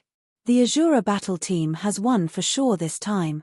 If Gentle Snow alone could already put Miracle Dragon into such a bind, the duo should have a 70% chance of defeating Miracle Dragon if Fire Dance joined the battle. Phoenix Rain sighed in relief. She hadn't expected the Azura battle team to have such a trump card. Damn it. How has Gentle Snow's combat power improved so much? Nine Dragons Emperor, who sat beside Phoenix Rain, could not help his growing anxiety when he saw Miracle Dragon at a disadvantage. I admit that you are skilled enough for me to take seriously, Miracle Dragon congratulated Gentle Snow. Aside from shock, his gaze contained a hint of joy. I never thought that I would meet an expert such as yourself in the Dark Arena. It seems that I haven't wasted my time making the trip here. I'll show you my latest creation. If you can block this, I'll admit defeat. Saying so, Miracle Dragon activated his Berserk skill. Suddenly, his aura exploded from his body. It felt as if a fierce beast had just woken from its slumber. The man's blade of disaster instantly released a black glow. When the greatsword moved, the weapon even sliced apart space itself as it left a black line in its wake. The audience gasped when they saw the greatsword's sharpness. It seems that Miracle Dragon is finally getting serious. When Starstreak noticed the blade of disaster cut apart space, his gaze focused on the swordsman. In God's Domain, the swordsman class had two development paths, the dual sword style and the great sword style. Among them, the dual sword style was more common. As one-handed swords were lighter, they were more suited to players who pursued speed and dexterity. When fighting monsters, one could also use either or both hands to block an attack. As for the great sword style, needless to say, a great sword was much heavier than one-handed swords. This, in turn, made great swords more difficult to handle. However, the advantage was obvious: they possessed great destructive power. Miracle Dragon's talent was suited to the great sword style. Not only could his combat technique, Swift Sword, make up for the greatsword's lack of speed, but the weapon's destructive power also made up for the Swift Sword technique's lack of power. Most importantly, Miracle Dragon could use weakness observation, allowing him to detect his opponent's weak points and exerting his greatsword's full potential. Moreover, Miracle Dragon was a magic swordsman. With the magic enhancement, his attack's speed and power had risen to a whole new level. Even those old, domain realm monsters wouldn't casually face the man head-on. Fall. 6 extreme slashes.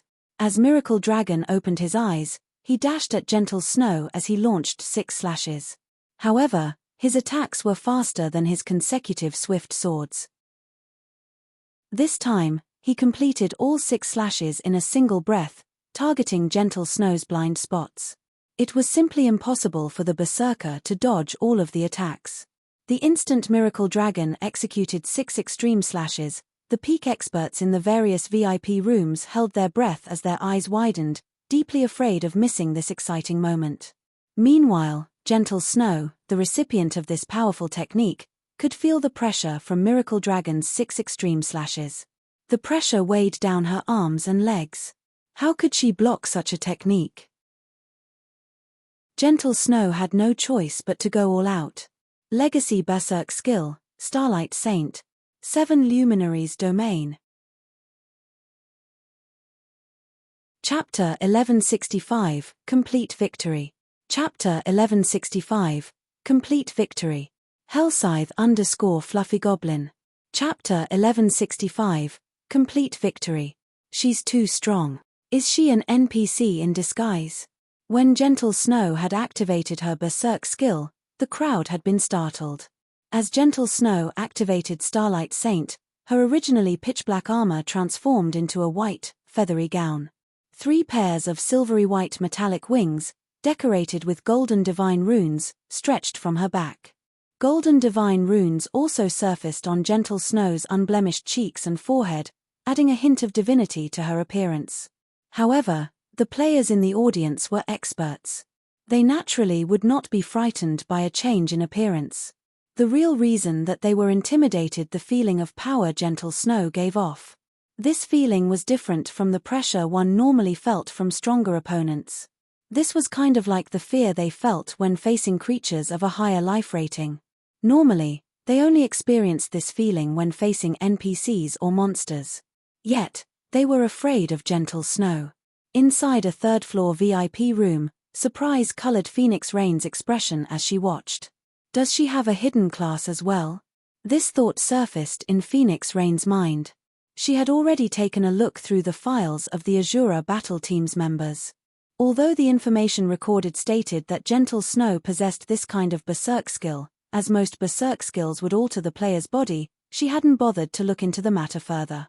Now, however, Phoenix Rain was certain that Gentle Snow possessed a hidden class. She would never give off such a powerful feeling otherwise. The only explanation Phoenix Rain could come up with was that Gentle Snow had used one of those mysterious legacy berserk skills.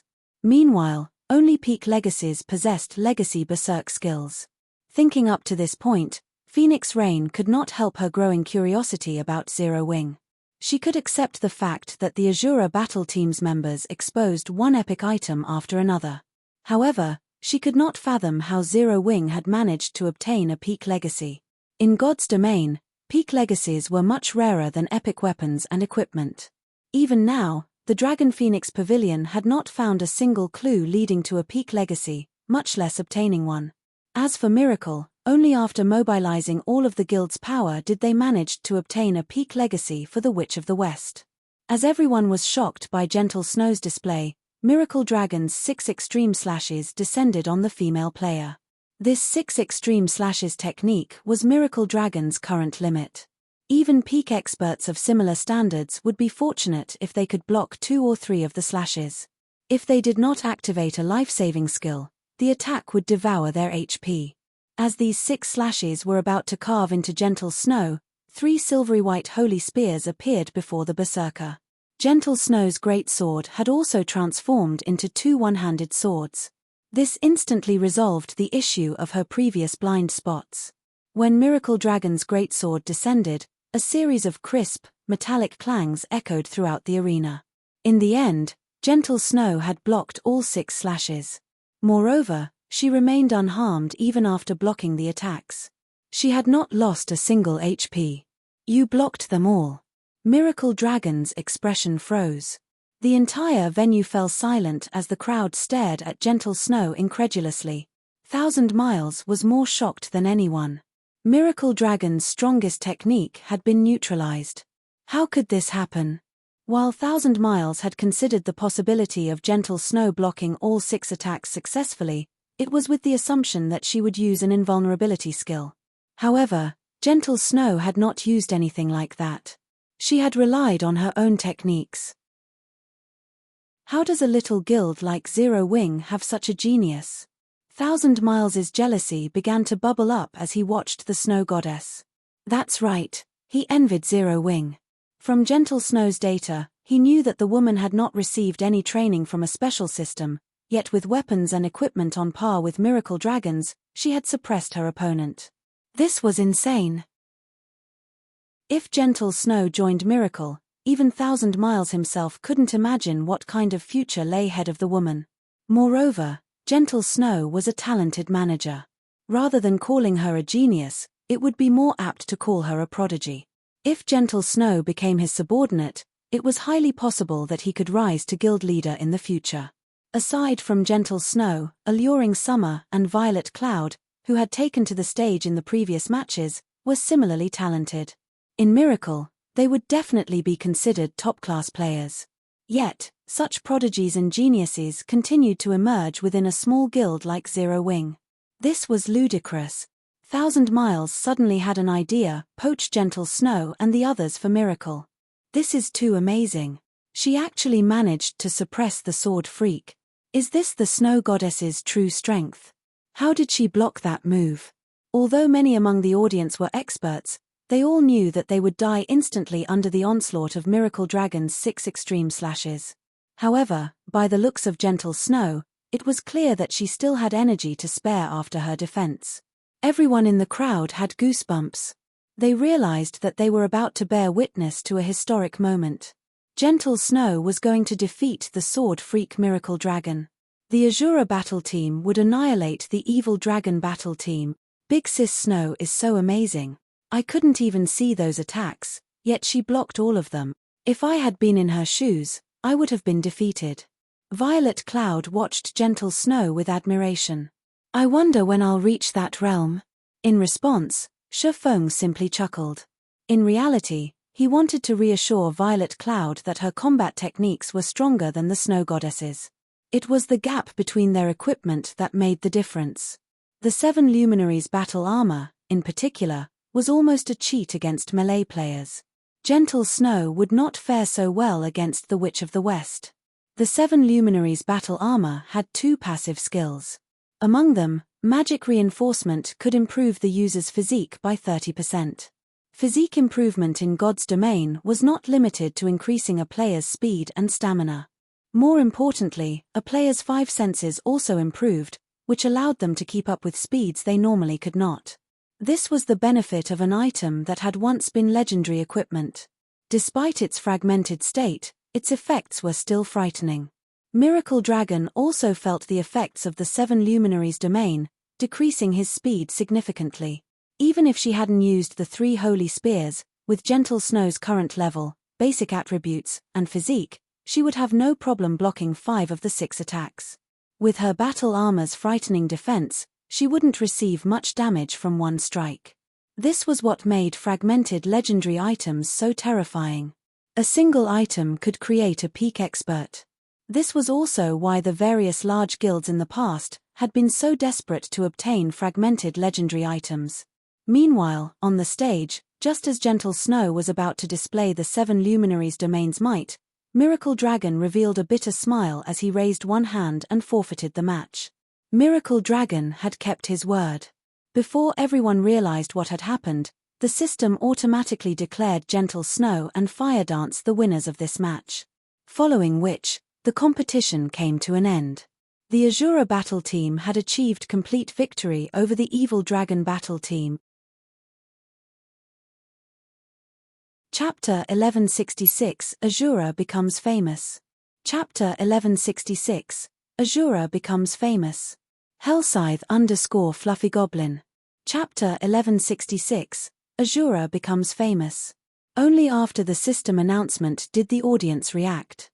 The competition. It's over, just like that. This is ridiculous. The Azura battle team has achieved another complete victory. After these 3 matches, everyone finally understood what high-level PvP truly meant. The duels today were on a whole different level compared to the PvP battles they fought before. Particularly, the experts of first and second-rate guilds were so excited that they had forgotten to breathe as they watched the match between Miracle Dragon and Gentle Snow.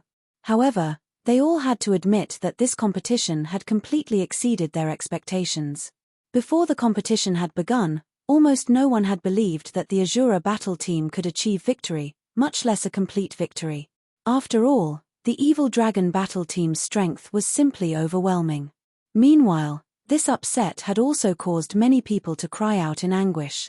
They all regretted not betting on the Azura battle team's complete victory. That was a 1-to-9 payout rate they were talking about. If they had wagered all of their guild's resources, the returns would be unimaginable. After all, every player capable of entering the Dark Arena had extraordinary origins. It would not be difficult to collect several hundred pieces of excellent equipment, rare tools, and materials. If they had won the bet, they would earn back several thousand items. Just the thought gave them shivers. After the competition ended, the Azura battle team had officially been added to the various superpowers list of targets. After Miracle Dragon left the stage, Alice walked up to him and asked in a soft, but serious, tone, "Miracle, you're the face of the guild. Why didn't you go all out?" She knew full well how powerful Miracle Dragon was. Others might not, but she had seen his strength with her own eyes. Miracle Dragon's 6 extreme slashes was far from his true power. When Miracle Dragon activated his Berserk skill, he could execute 9 extreme slashes. Although there was only a difference of 3 attacks, he could have defeated Gentle Snow, yet the swordsman had not done so. As a result, the Evil Dragon battle team had lost the competition. In addition, this wounded the guild's reputation. "You think too highly of me. Although I did conserve my strength, do you think Gentle Snow wasn't doing the same?" Miracle Dragon could not help but turn to the Azura battle team's snow goddess. Shaking his head, he smiled bitterly as he said, "Don't forget, she, too, possesses a peak class. Rather than exposing my 9 extreme slashes and forcing Gentle Snow to use her twofold Berserk in return, we'd benefit more if I saved that trump card for Thunder Island. Don't forget, Thunder Island is our guild's true target." Hearing Miracle Dragon's explanation, Alice understood.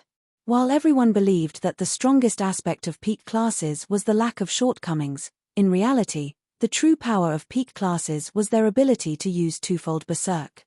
In fact, she hadn't bothered to use twofold Berserk against Shafong and Violet Cloud because she wanted to surprise the various super guilds in the contest for Thunder Island. Thinking up to this point, Alice shifted her gaze to Shafong, her expression tensing. Could he possess a peak class as well? Alice suddenly recalled the scene when Shafong had sliced apart the Flame Monarch's fireballs. Shafong definitely had not achieved that feat simply by relying on a single Berserk skill. After all, he was only a Tier 1 player, not Tier 2. If this was true, then Zero Wing really was terrifying. Despite being an upstart guild in a small kingdom, Zero Wing had 2 players that wielded peak legacies. Even Miracle couldn't say the same. They won. Inside a VIP room, Purple Jade's eyes burned with fighting spirit and frustration as she looked at Gentle Snow. Originally, her goal was to defeat the sword freak Miracle Dragon. Now, however, Gentle Snow had defeated that old monster, and she was only a few years older than Purple Jade. Moreover, Gentle Snow had never experienced any superpowers system training. This realization wounded Purple Jade's pride. However, it also rekindled her hope. At the very least, she now knew that someone from the younger generation could defeat Miracle Dragon with a sword. Zero Wing is truly an interesting guild. They keep surprising everyone. As Yuan Taishin watched Shafong, he recalled his first meeting with the young man. The youth, who hadn't been worth mentioning, had grown into an expert that even he feared. It really made him wonder if he were getting old. Jade, let's go. The Dark Arena's auction is likely about to start. We need to send our items over. Purple Jade nodded in response. She then followed Yuan Taishin and left the VIP room. In another VIP room, Nine Dragons Emperor was extremely pale. He paled further when he noticed Phoenix Rain's grin. Although the woman hadn't said anything, he felt as if she had plunged a knife into his heart. Miracle. That bunch of trash. They made me lose so many resources. Although he had mentioned that he had only bet a small amount of unimportant resources on the Evil Dragon battle team, in reality, he had wagered plenty of excellent weapons and equipment. Among them, there were over 50 pieces of level 40 dark gold equipment. Currently, even independent expert players were only around level 39 or level 40. Despite the Dragon Phoenix Pavilion frequently mobilizing their members to kill field bosses of higher levels, they had a very small stock of level 40 dark gold equipment. Yet, he had lost over 50 pieces in the blink of an eye. With 50 level 40 dark gold items, he could easily employ 10 peak experts. However, what annoyed him the most was the fact that Phoenix Rain had made a fortune. Just the thought of Phoenix Rain gaining the equivalent of 9 epic mage robes was enough to drive him mad. We're leaving. Without speaking to Phoenix Rain, Nine Dragons Emperor stormed out of the room with Martial Dragon. Ha ha ha. Big Sis Rain, Zero Wing is simply amazing. They actually achieved a complete victory against the Evil Dragon battle team. Not only have we earned a fortune from outbet, but we also got a huge haul from the competition's total bet. With this, we won't have to worry about needing resources for the competition on Thunder Island. Blue Phoenix exclaimed excitedly after Nine Dragons Emperor had left the room. We have indeed won this time. However, the contest on Thunder Island is key, Phoenix Rain said, smiling faintly. This victory was only secondary to her. What truly impressed Phoenix Rain was the strength that Zero Wing had displayed today. With the resources she had obtained today, they definitely had a chance of occupying 2 monster encampments. However, inside another VIP room, when Abandoned Wave saw the Azura battle team win, he started to laugh like a lunatic. I'll let you celebrate for now. Soon, however, you will fall from heaven straight into hell. Abandoned Wave wore a sinister smile as he watched Shafong and the others. However, as Abandoned Wave was about to leave the room, he suddenly noticed a familiar figure in the Azura battle team's rest area. This person was none other than the commander of Miracle's Purgatory Legion, 1000 Miles. 1000 Miles showed no anger over the Evil Dragon battle team's loss. On the contrary, he wore a friendly smile as he approached Gentle Snow. Abandoned Wave was shocked. Every time he had spoken with 1000 Miles, the man wore an indifferent expression. 1000 Miles didn't respect him at all, yet the man smiled at Gentle Snow. No matter how Abandoned Wave looked at it, he found it odd. Hello, I am 1000 Miles, a vice guild leader in Miracle. I watched the entire competition, and I have to admit that your performance was dazzling.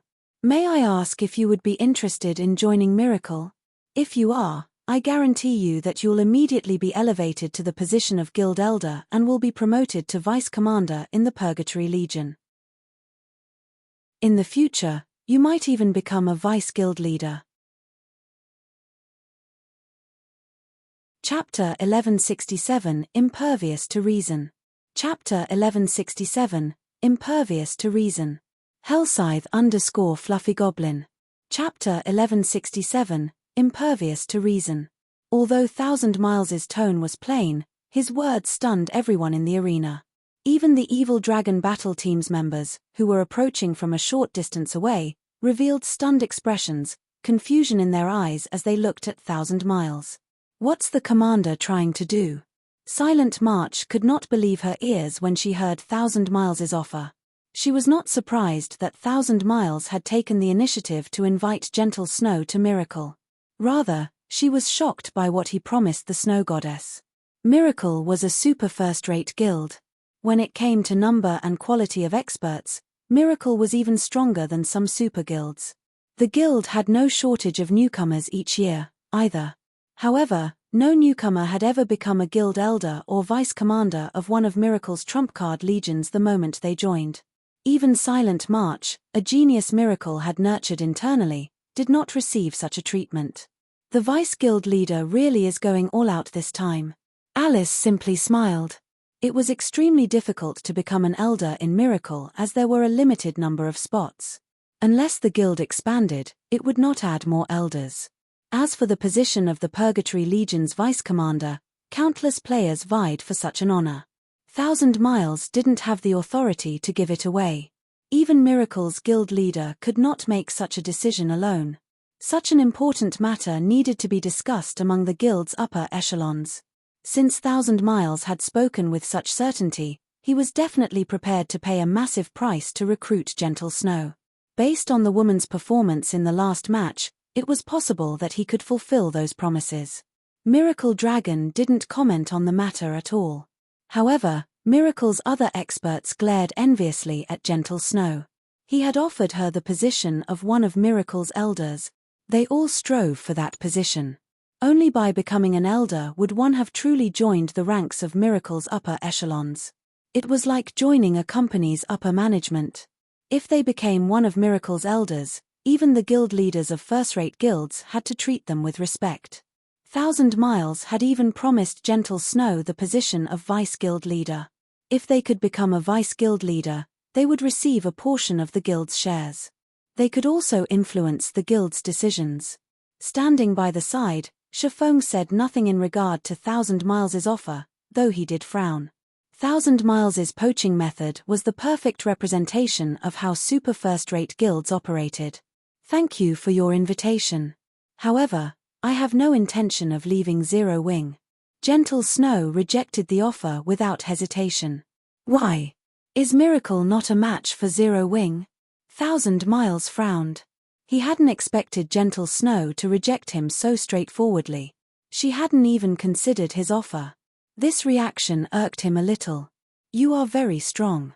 If you remain in a guild like Zero Wing, you won't be able to fulfill your potential. However, if you join Miracle, you'll be able to display your abilities fully. In the future, as Miracle continues to develop, you will even have the opportunity to become a branch guild leader and manage an entire kingdom or empire. Although 1,000 Miles hadn't been loud, the many expert players present could hear his words clearly, and they all gasped in shock. Many upper echelons and guild leaders stared at Gentle Snow enviously. They all wished they were standing in her shoes. Everyone knew that God's domain was massive and that even super guilds could not single-handedly rule over the entire game. Hence, superpowers would create branch guilds in the various kingdoms and empires to develop and expand their guilds as a whole. These branch guilds' management would be left to the branch guild leaders. Becoming a branch guild leader was the equivalent of establishing a guild of their own. Moreover, this guild would have the support of a super guilds. Becoming one of Miracle's branch guild leaders was many times better than becoming a vice guild leader. Even the main headquarters guild leader would have to treat them with respect. This was far better than being the guild leader of a measly first-rate guild. How about it? Won't you consider my offer? 1,000 Miles had already investigated Gentle Snow's situation. He knew that Blackwater had annexed Ouroboros. Ouroboros no longer existed in the virtual gaming world. However, if Gentle Snow became a branch guild leader, she would be fully capable of establishing another Ouroboros. Only, said Ouroboros would bear the name Miracle's name. He believed that this offer could tempt the Snow Goddess. It was certainly a higher honor than being Zero Wing's vice guild leader. Thank you for your high evaluation, Vice Guild Leader Miles. However, I've already stated that I will not leave Zero Wing. If you have nothing else to discuss, I will be on my way, Gentle Snow said. She then turned and left, wanting nothing to do with 1,000 Miles. Everyone in the arena was flabbergasted. Gentle Snow had tossed away such a heaven-sent opportunity. They simply could not figure out what was going through Gentle Snow's mind. Had she lost the ambition she had when she had been the guild leader of a first-rate guild? Even if she had lost this ambition, she should still want to grow stronger. In that case, joining Miracle should be her best option. Big Sis Snow, you're so cool. I almost fell for you. Violet Cloud's eyes shone brightly as she tugged on Gentle Snow's delicate arm. Shifeng also released a sigh of relief. He was a little touched by Gentle Snow's response. Very few could hold themselves back when faced with the temptation of reality, not to mention the conditions 1,000 Miles had offered. As for Fire Dance and Alluring Summer, they simply smiled at 1,000 Miles. Although they had a word or two for the man, in the end, they chose to turn and leave. Miracle might be an insurmountable existence to Zero Wing right now, but the same could not be said for the future. They believed that it wouldn't be long before Shifeng transformed Zero Wing into an existence that even surpassed Miracle. What a fool. She is simply impervious to reason. Wrathful flames burned in 1,000 Miles' eyes as he glared at Gentle Snow's departing figure. Just you wait. It won't be long before you beg to join Miracle. The struggle for dominance in God's domain was only beginning. Mainstream players were beginning to obtain mounts, and various groups were beginning to occupy NPC towns. It was only a matter of time before conflict broke out between countries. Moreover, various industrial titans had begun to set their sights on the game, investing large sums. Soon, the competition between guilds would intensify. There was a saying that destruction pursued the great. In such a competitive environment, it would not be surprising for today's overlord to vanish from the game tomorrow. At the end of the day, only superpowers like Miracle would continue to stand tall. Following which, 1,000 Miles led his subordinates out of the arena and headed for the Dark Arena's auction venue. Meanwhile, inside a VIP room upstairs, the Midnight Tea Party's members had watched every second of the competition. What an interesting guild. Endless Scars' cherry-red lips formed a joyful smile as she looked at the Azura Battle team members. Due to this incident, Endless Scars' interest in the guild known as Zero Wing had grown. Her opinion was the opposite of those who were shocked and confused. The fact that an upstart guild could keep a former guild leader of a first-rate guild from leaving showed that this upstart guild held something even more attractive than what a super first-rate guild could offer. There was no other reason that someone, who had once led their own guild, would dismiss a rare opportunity to display their abilities on a larger stage, preferring the small state that no one paid much attention to.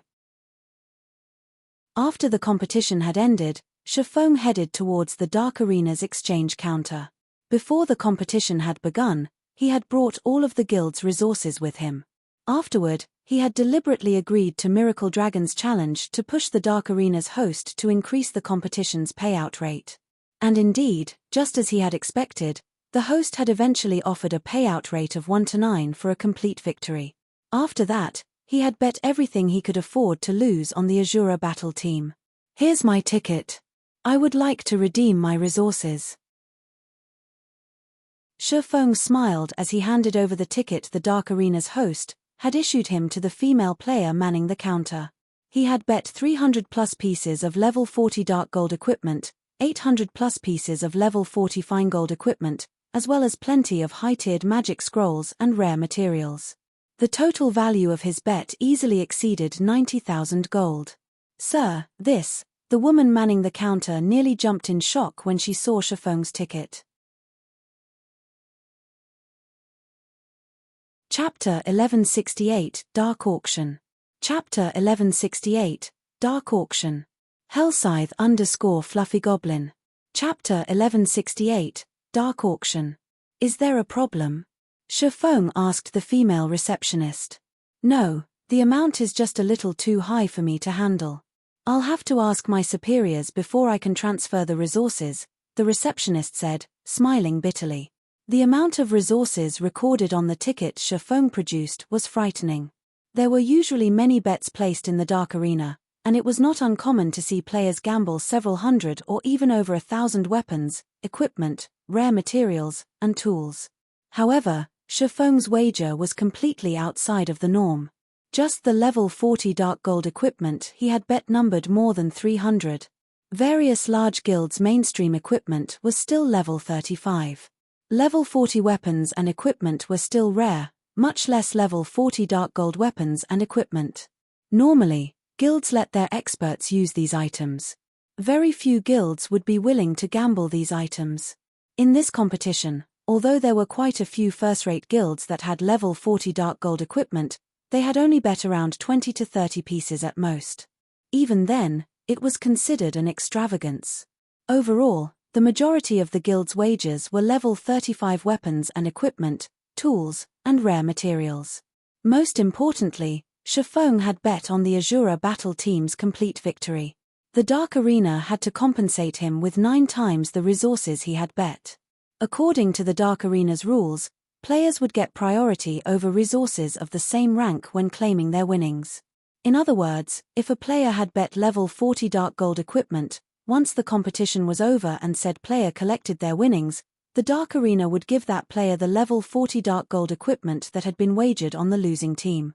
Only when the Dark Arena was out of level 40 Dark Gold equipment would it compensate the player with items of a lower rank. Meanwhile, this competition was unusual.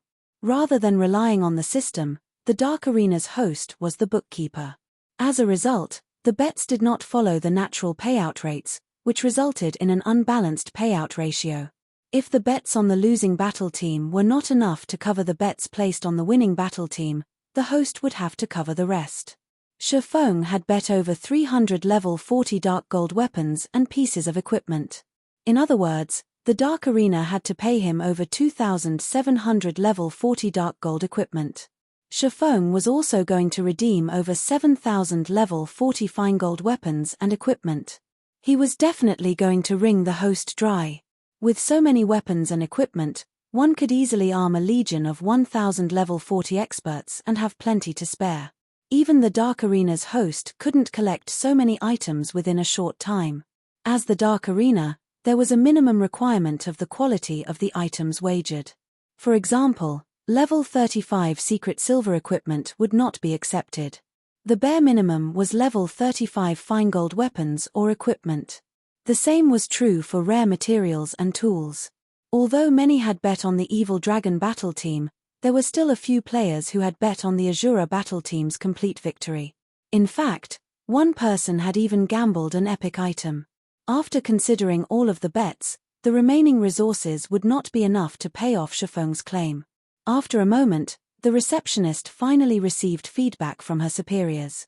Turning to Shifeng, the receptionist awkwardly reported, "Sir, as your wager was somewhat large, so we aren't able to transfer all of the required resources within a short period. Aside from resources of the same rank, may I know if you are willing to accept a portion of the payment in coins or magic crystals?" "That's fine. I'll take payment in both coins and magic crystals." Shifeng nodded. He was not particularly surprised by this outcome. The host had set the payout rates too high. Even if a lot of people had gambled on the Evil Dragon battle team winning, there were bound to be a few who tested their luck. It was only natural that the host was in a predicament. After all, it was not that easy to procure top-tier resources. Even super guilds were not immune to the difficulty. In fact, the only reason he had so many items lying around was thanks to Pantheon, Blackwater, and Heaven's Burial. If he had not trapped and killed so many of their expert and elite players, he wouldn't have been able to collect so many items, either. After all, when he placed items of such rank in the guild warehouse, guild members traded in their GCPs very quickly. Unless, of course, the host was willing to let their own guild experts go naked. Obviously, this was impossible. Afterward, Shifeng had fire dance and the others transport his winnings. In total, Shifeng had 1/10,000 of weapons, equipment, tools, and rare materials. Even his own bag space couldn't hold that many items. "Guild leader, did you just rob the Dark Arena's warehouse?" Fire Dance was breathless as she looked weapons and equipment in her bag. If it were simply common weapons and equipment, she wouldn't have said anything. Even the most inferior item was a piece of level 35 fine gold equipment. "Our harvest is even greater than when we annihilated the Blackwater army. With this, our guild won't have to worry about weapons and equipment for some time." Gentle Snow's eyes shone as she looked at Shifeng's winnings. "With these weapons and equipment, our guild can start expanding again." Weapons and equipment were a guild's foundation. To develop a guild, one first needed to develop the guild's weapon and equipment supply. Currently, guilds' main sources for weapons and equipment were powerful field bosses and large-scale team dungeons. This was also why the various large guilds needed experts. Without experts taking the lead, it would be very difficult for elite and ordinary players to kill powerful monsters or raid difficult team dungeons. However, what Gentle Snow did not know was that their harvest from the Dark Arena not only helped prepare Zero Wing for its next expansion, but it also covered their construction fees for upgrading Stone Forest Town to intermediate rank. Next, Shifeng simply needed to pay the construction fees and NPCs would begin rebuilding Stone Forest Town according to the Grandmaster Town design. Transport these items back to the guild for now. I'll go and participate in the auction. When Shifeng glanced at the time, he noticed there were less than 10 minutes before the dark auction began. It would be a huge loss to miss out. Moreover, Shifeng had just obtained 420,000 magic crystals and 50,000 gold coins from the host. He had practically emptied the host's pockets. Following which, Shifeng hurried to the auction venue. The dark auction was known as one of the largest auctions in God's domain. There were always a plethora of items up for auction, and every one of them was of excellent quality. Even fragmented legendary items had been for sale in the past. Although many large guilds wanted to participate, it was extremely difficult to do so. The minimum requirement to attend the dark auction had been the same to enter the dark arena in the past. Moreover, each invitation was limited to one person. One could not bring guests. Of course, these rules hadn't been implemented yet. Any player that had received an invitation to the dark arena could take part. As soon as Shifeng reached the underground arena's top floor, he noticed a sea of people. There were more than double the number of players who had watched the competition. Upper echelons from super guilds and super first-rate guilds that had not been in the audience had arrived here. As Shifeng searched a place to sit, a familiar voice came from behind him. Yifeng. When Shifeng heard this voice, he could not help but turn towards its source. Immediately, he noticed Autumn Goose. She had already risen to level 41 and wore silver armor trimmed in red. Standing beside Autumn Goose was the Wind God's Spear's commander, Fallen Wind. The man had already reached level 42. His level was quite eye-catching as he stood among the crowd. A glamorous beauty stood next to these two. The woman wore deep red leather armor and had a tattered and broken sword hanging from her waist. Although she had hidden her level with her black cloak, one could easily tell she was a first-class assassin based on her sharp aura. Moreover, Shifeng was very familiar with this beauty's face. Almost every superpower in God's domain knew the woman's nickname. She was Arrogance, one of the flower of 7 sins 7 sins. Chapter 1169 Legacy Item. Chapter 1169 Legacy Item. Hellscythe _ Fluffy Goblin. Chapter 1169 Legacy Item. They actually know each other? Shifeng was a little surprised to see these three walking together. He had never imagined that the Wind God's Spear would have a connection with the Flower of 7 Sins. The Flower of 7 Sins was an organization that not even super guilds dared to provoke. Meanwhile, within the organization, the most famous players were none other than the 7 Sins. The peerless beauty standing before him wielded the title Arrogance, Hidden Soul. In the past, the Flower of 7 Sins had been hired to assassinate a super guild's guild leader. Eventually, the organization completed the task. Meanwhile, Hidden Soul was among those who took part in the assassination. A super guild's guild leader was extraordinarily strong. Otherwise, they wouldn't have risen to that position in the first place. In addition, a large group of peak experts usually followed these guild leaders, making assassinations nearly impossible, yet the Flower of 7 Sins had succeeded. Due to that incident, Hidden Soul's fame had skyrocketed. That incident had shocked the entire virtual gaming world. Noticing Autumn Goose's excitement, Hidden Soul glanced at Shifeng before asking softly, "Autumn, is he an acquaintance?" At this moment, Shifeng wore a black cloak, so she couldn't check his level. However, the fact that the man had been allowed into the dark auction house proved his status. Yifeng is the expert we told you about before. If not for his help, our Wind God's Spear would have suffered tremendously. Autumn Goose nodded. That's right. If not for Brother Yifeng lending a hand, We would have been trapped inside the trial of God, Fallen Wind said. So, this is the guy you were talking about. Hidden Soul could not help but study Shifeng more carefully. While Hidden Soul quietly observed Shifeng, Fallen Wind and Autumn Goose approached him to say hello. Brother Yifeng, long time no see. Smiling, Fallen Wind continued, I never thought that you'd be here to participate in the auction as well. Why don't you join us? He had personally witnessed Shifeng's strength, and he admired the man. It was also thanks to Shifeng that he had improved his combat standards. If possible, he really wanted to spar with Shifeng in the future. That's right.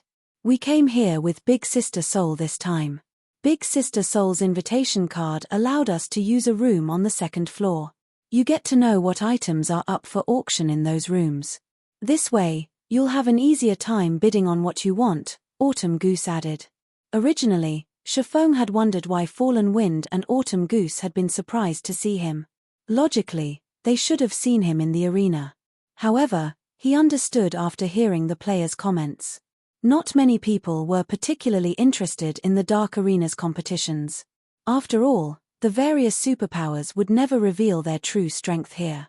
However, it was a different story for the Dark Auction. Hence, it wasn't unusual for others to be unaware of his situation. Moreover, Hidden Soul had brought Fallen Wind and Autumn Goose as her guests. It was even less likely for them to know about the Azura battle team. Seeing as both Fallen Wind and Autumn Goose had passionately invited him to join them, Shifeng agreed after considering the matter. Not just anyone could enter the second-floor rooms. Only superpowers had this privilege. Meanwhile, as Autumn Goose had said, the second-floor rooms provided a preview the items that were up for auction. With this insight, one could organize their funds and plan the items they wanted to buy. It was an advantage of status and position. For people from first-rate guilds or below, they could only wait for the items' reveal patiently. While Shifeng chatted with Fallen Wind as they walked upstairs, Hidden Soul pulled Autumn Goose to a side and asked softly, Little Autumn, did you say that Rain refused to leave her guild because of him? I'm not sure. I only know that Yifeng has quested with Rain several times. After that, no matter how much I tried to persuade her, she wouldn't leave Zero Wing. However, Zero Wing is impressive. Now that I think about it, even I envy her a little, Autumn Goose said, shaking her head. So, that's how it is. Hearing Autumn Goose's words, Hidden Soul shot Shifeng a frosty look. It seems that I'll have to find an opportunity to get to know him properly. The Dark Auction House's second-floor rooms were quite spacious. Each one was roughly the size of a basketball court. Aside from the staff member stationed within, there was a table lined with precious alcoholic and non-alcoholic beverages. Any bottle on display could easily sell for 50 or 60 silver coins, with some worth over 3 gold. The fact that the Dark Arena's host offered the guests as many of these beverages as they wanted showed just how wealthy they were. Fallen Wind gulped when he saw the alcohol. Even he couldn't afford to indulge in alcohol worth 3 gold per bottle. Normally, he considered wine worth several dozen silver extravagant enough. After Shifeng and the others took their seats, the staff member handed each of them a list of the auctioned items. Dear guests, our auction will be split into 2 segments. We will host the first segment, and all of the items for sale have been recorded on that list. The second segment will be a trading session. If you have any items you wish to put up for trade, our auction house will represent you. However, to assure the product's quality, we will charge a processing fee of 40 magic crystals or 10 gold coins for each item. In the case of raw materials, we will charge 60 magic crystals of 15 gold coins per stack. After everyone received the list, the staff member explained the Dark Auction's general process. Fallen Wind and Autumn Goose frowned when they heard the explanation. This is simply too fraudulent, Autumn Goose whispered. Just getting the auction house to help promote their items cost a minimum of 40 magic crystals or 10 gold coins. There wasn't even a guarantee that their trade would be successful.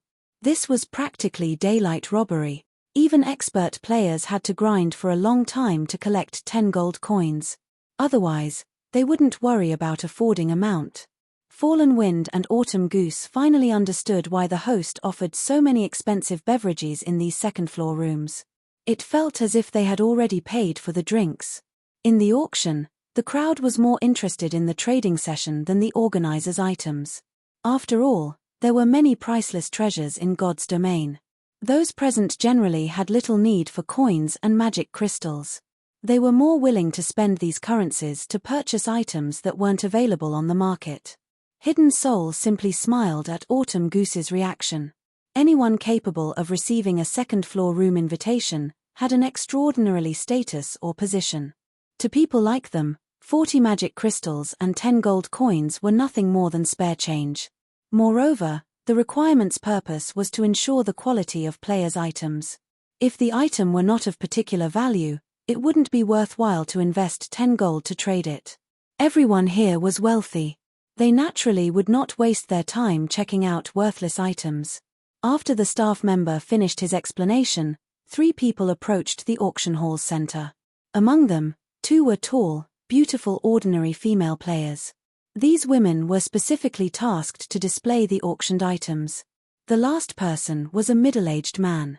He was obviously the auctioneer. When these 3 people took center stage, the venue fell silent. These players had fallen silent because the first auctioned item was simply too frightening.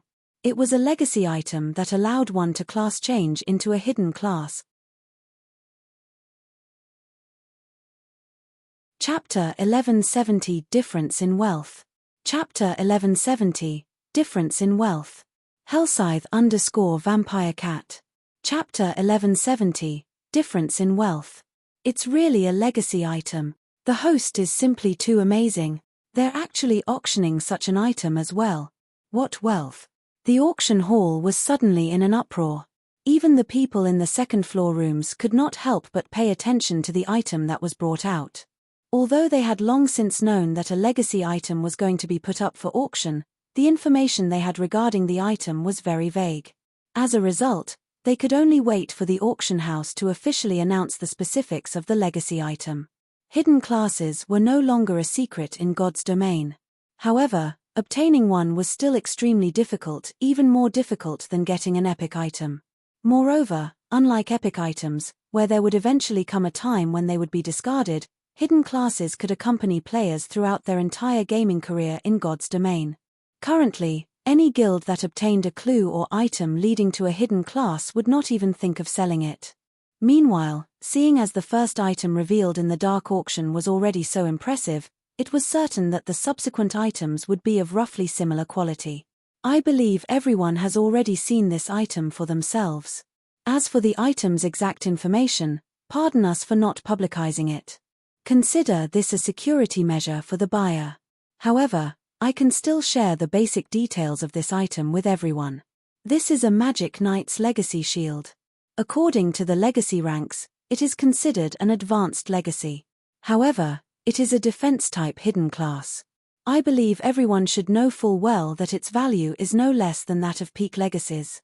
As this item is very special, the seller of this item is accepting only magic crystals. The starting bid is set at 20,000 crystals, and each increment should be no less than 1,000 crystals. Let us begin. The instant the auctioneer finished speaking, a furor broke out in the entire auction hall. The starting bid was simply too high. Everyone could not help but be shocked by it.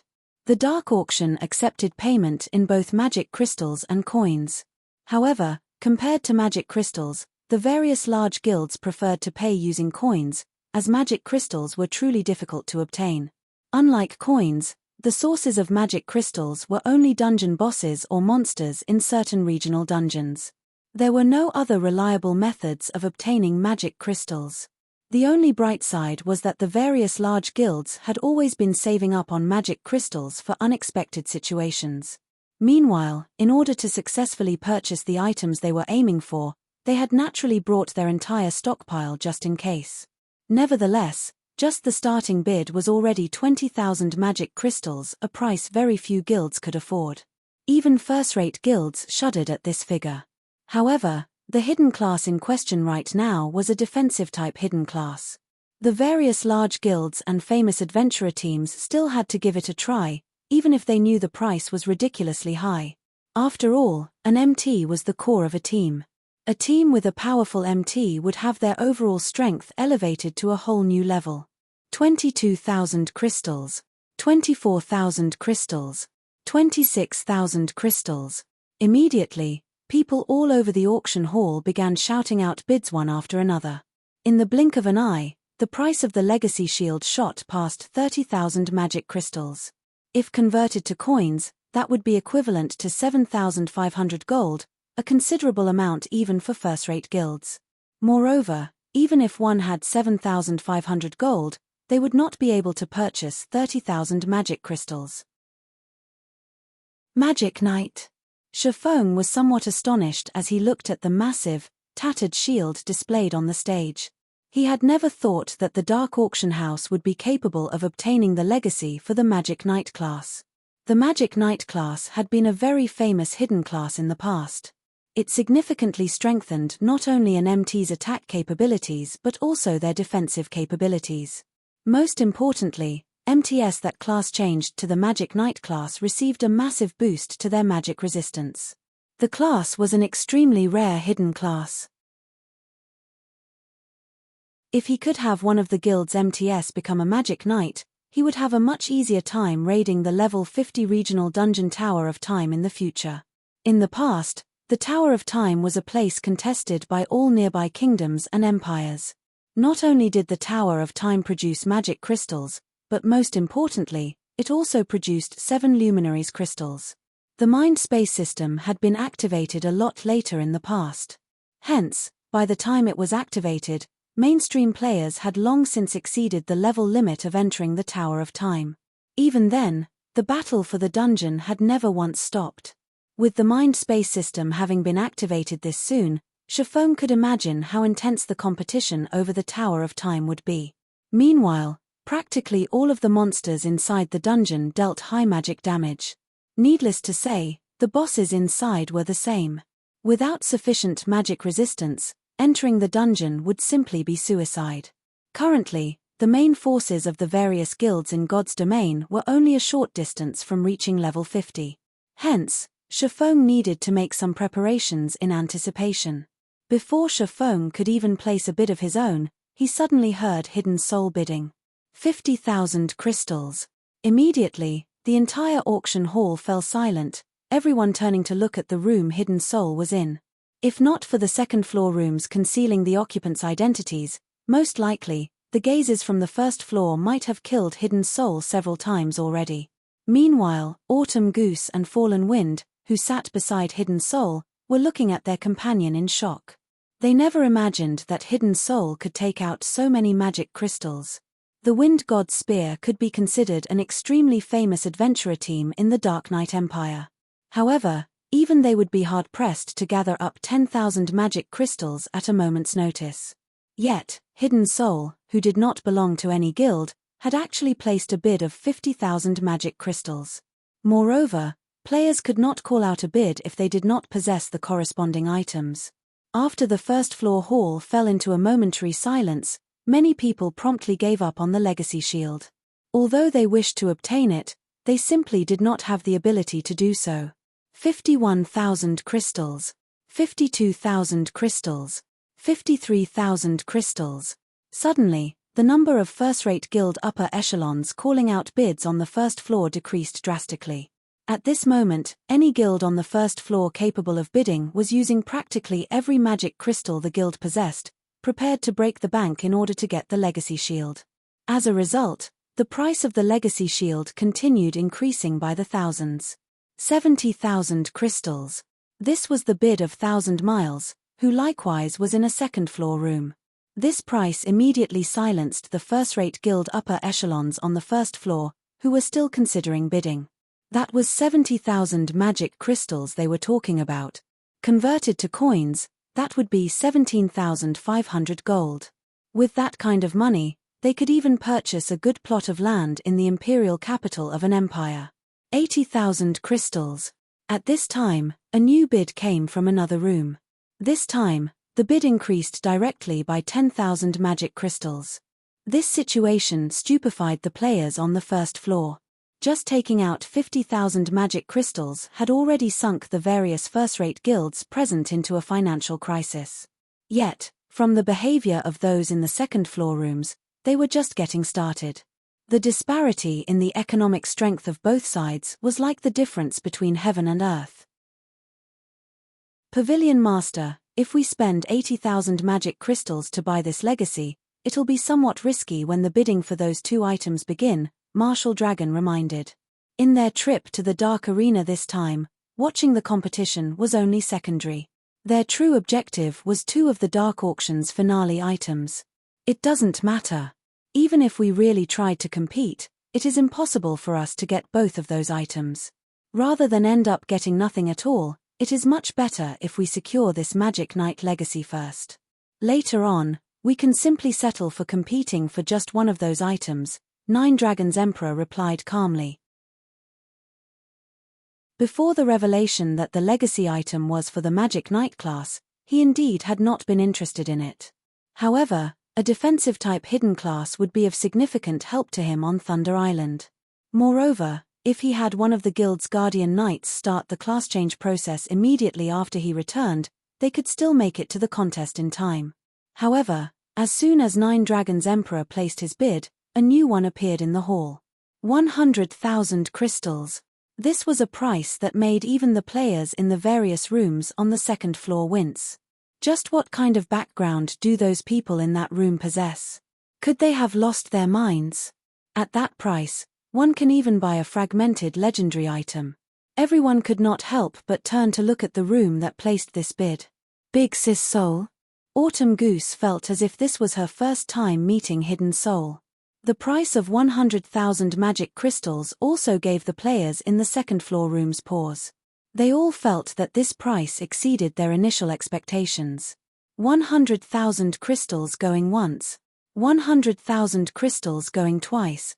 Just as the gavel was about to land for the third time, a new bid appeared in the auction hall. 120,000 crystals. Chapter 1171, Solomon's Fragment. Chapter 1171, Solomon's Fragment. Hellscythe _ Vampire Cat. Chapter 1171, Solomon's Fragment.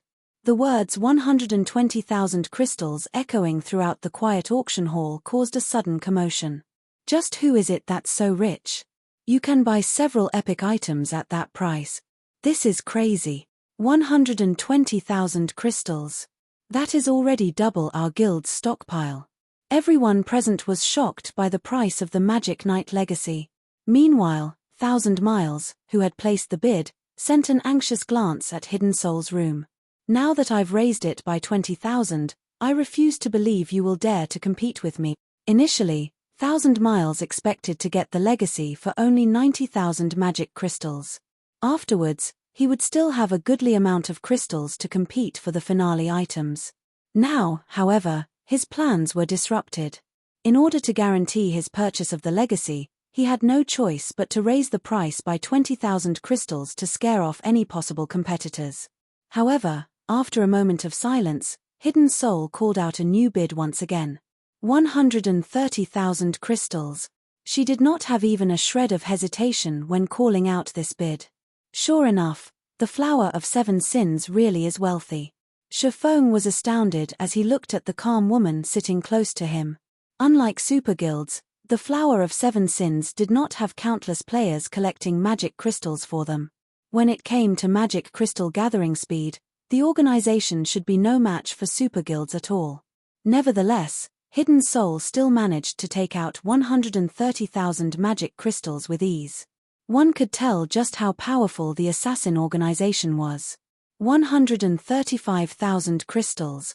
1,000 Miles bellowed. This price was already nearing his acceptable limit.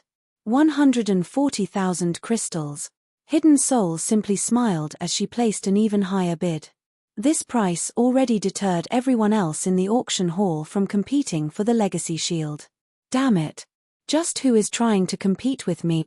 1,000 Miles was burning with rage right now. The Magic Knight class was a hidden class perfectly suited to him. Yet, judging by the opponent's reactions, they still possessed plenty of funds to spare. The other party also seemed adamant in obtaining the Magic Knight legacy no matter what. Since you wish to compete against me, I want to see just what kind of ability you have. 160,000 crystals. The instant he placed this bid, even the players occupying the second-floor rooms were taken aback. Even super guilds would need a long time to accumulate that many magic crystals. Yet, now, all these resources were being spent on just an advanced legacy. Instead of doing so, getting oneself an entire set of epic equipment would be much better. The improvements such a set could bring would definitely be much more than what the Magic Knight class could. Only when the auctioneer slammed his gavel for the first time did everyone wake up from their daze. As expected from the dark auction, Hidden Soul could not help but shake her head helplessly, a smile appearing on her face as she turned to look at Thousand Miles's room. However, this is also a good outcome. At the very least, I'll have one less competitor later on. Now that the Legacy Shield's price had already reached this point, even she could no longer compete for it. The reason was not a lack of magic crystals. She had come here this time for 2 items, one of which was the Magic Knight legacy that the Flower of Seven Sins had found out about in secret. However, the other item had a higher priority. If she bought the Magic Knight legacy now, she definitely would not be able to obtain the other item. When the auctioneer's gavel descended for the second time, the entire auction hall was still silent. Seeing this situation, Thousand Miles involuntarily breathed out a sigh of relief. He had permission to use only 140,000 of the magic crystals the guild had prepared for this auction for himself. He had cleared out his own stockpile to cover the excess amount and had even borrowed a lot from Alice. If someone called out a higher bid now, he really would have no choice but to give up on the legacy. Fortunately, however, he was finally able to achieve his goal by spending 160,000 magic crystals. 165,000. Just as the auctioneer's gavel was about to land for the third time, a new bid rang out again. Immediately, everyone turned to look at Hidden Soul's room. Damn it! Didn't he already give up? A cold glint flashed in Thousand Miles's eyes. Meanwhile, inside Hidden Soul's room, Fallen Wind and Autumn Goose were staring at Chiffon with dumbfounded expressions. Why does he have so many magic crystals? A bewildered Hidden Soul also stared at the calm swordsman. She simply could not believe this situation was true. If a superpower had offered that many magic crystals for the Magic Knight legacy, she would, at most, feel a little frustrated at her loss. However, Chiffon didn't belong to any superpower, yet he still managed to come up with this many magic crystals, hence her extreme shock. After all, a first-rate guild stockpile of magic crystals did not even amount to half of this price. Meanwhile, Autumn Goose and Fallen Wind were similarly shocked. Zero Wing was simply too wealthy. Just as everyone thought that the price of the Magic Knight legacy would continue increasing, contrary to expectations, Thousand Miles fell silent. Although the price had increased by just an additional 5,000 magic crystals, this was an amount he could not come up with no matter what right now, unless he utilized the guild's prepared magic crystals. However, this was obviously not a viable option. Hence, he had no choice but to watch the auctioneer knock his gavel again and again. Let us congratulate the guest in room 017 for obtaining the Magic Knight legacy. At this moment, the auctioneer was thrilled. This was only the first auction item, yet it already sold at such a good price. The rest of the auction would no doubt be even livelier. Meanwhile, Chiffon also gritted his teeth as he paid 165,000 magic crystals to the auction house. If not for the 7 luminaries crystals in the Tower of Time, he wouldn't spend 165,000 magic crystals for the Magic Knight legacy no matter what. Following which, auction items sold one after another. However, rarely any of the subsequent items managed to attract the attention of the players in the second-floor rooms. Those who contested for these items were mainly players in the first-floor hall. The prices of these items were naturally no match for the Magic Knight legacy. However, they still sold for at least 200 gold. There was even another hidden class, however, it was only a basic legacy. Eventually, the first-rate guild Silver Knights purchased it for 18,000 magic crystals. Aside from that, A complete level 40 dark gold set equipment also went up for auction. The various superpowers of God's domain considered level 40 set equipment among the best equipment currently available. When the set equipment appeared, it immediately set off another bidding war in the auction hall. Eventually, Nine Dragons Emperor bought the 8-piece Wild Claws set equipment for 4,450 gold. At this price, one could already purchase an epic item. As the auction proceeded, the finale items of the day were finally ushered into the auction hall. There were 4 finale items in total, every one of them posing a great temptation for Shifeng. One was an ancient book, one was an epic weapon, one was an epic tool, and the last one was a secret technique tablet. When Shifeng had seen the list of items for auction, he nearly had jumped up in fright. He could not help but admit that the dark auction house was really powerful. Every one of these items could only be encountered by luck. Epic weapons were much more valuable than epic equipment. After all, weapons were things that could significantly improve a player's damage output. Meanwhile, epic tools were even rarer than epic weapons. Moreover, they would not occupy a player's equipment slots. Even an epic tool of average attributes would be far more valuable than an epic weapon. All 4 of the finale items were simply things that usually could not be bought even if one had the money to do so. This was especially true for the secret technique tablet. This was something highly sought after by all the various superpowers. As long as a guild had a secret technique tablet, they would be able to allow their experts to learn better and more powerful combat techniques. Although Shifeng wanted to have his guild members enter the secret technique tablet he possessed, unfortunately, grasping how to produce intermediate magic arrays was simply too difficult. Currently, aside from himself, only 2 other people had managed to do so. One of them was Violet Cloud, and the other was Alluring Summer. Sending only 3 people to use the secret technique tablet would be a tremendous waste. Hence, Shifeng had never bothered using it all this time. If not for the host trying to increase the dark auction's fame, they definitely wouldn't sell such a precious item. Ladies and gentlemen, the next item up for bids will be the first finale item of today's auction. Without further ado, let me present to you the one-handed sword Netherworld Brilliance. Saying so, the auctioneer publicized Netherworld Brilliance's information. Everyone's eyes glowed when they saw the weapon's attributes, drool nearly flowing from their mouths. As for Shifeng, he grew even more shocked after reading the weapon's introduction. Solomon's Fragment.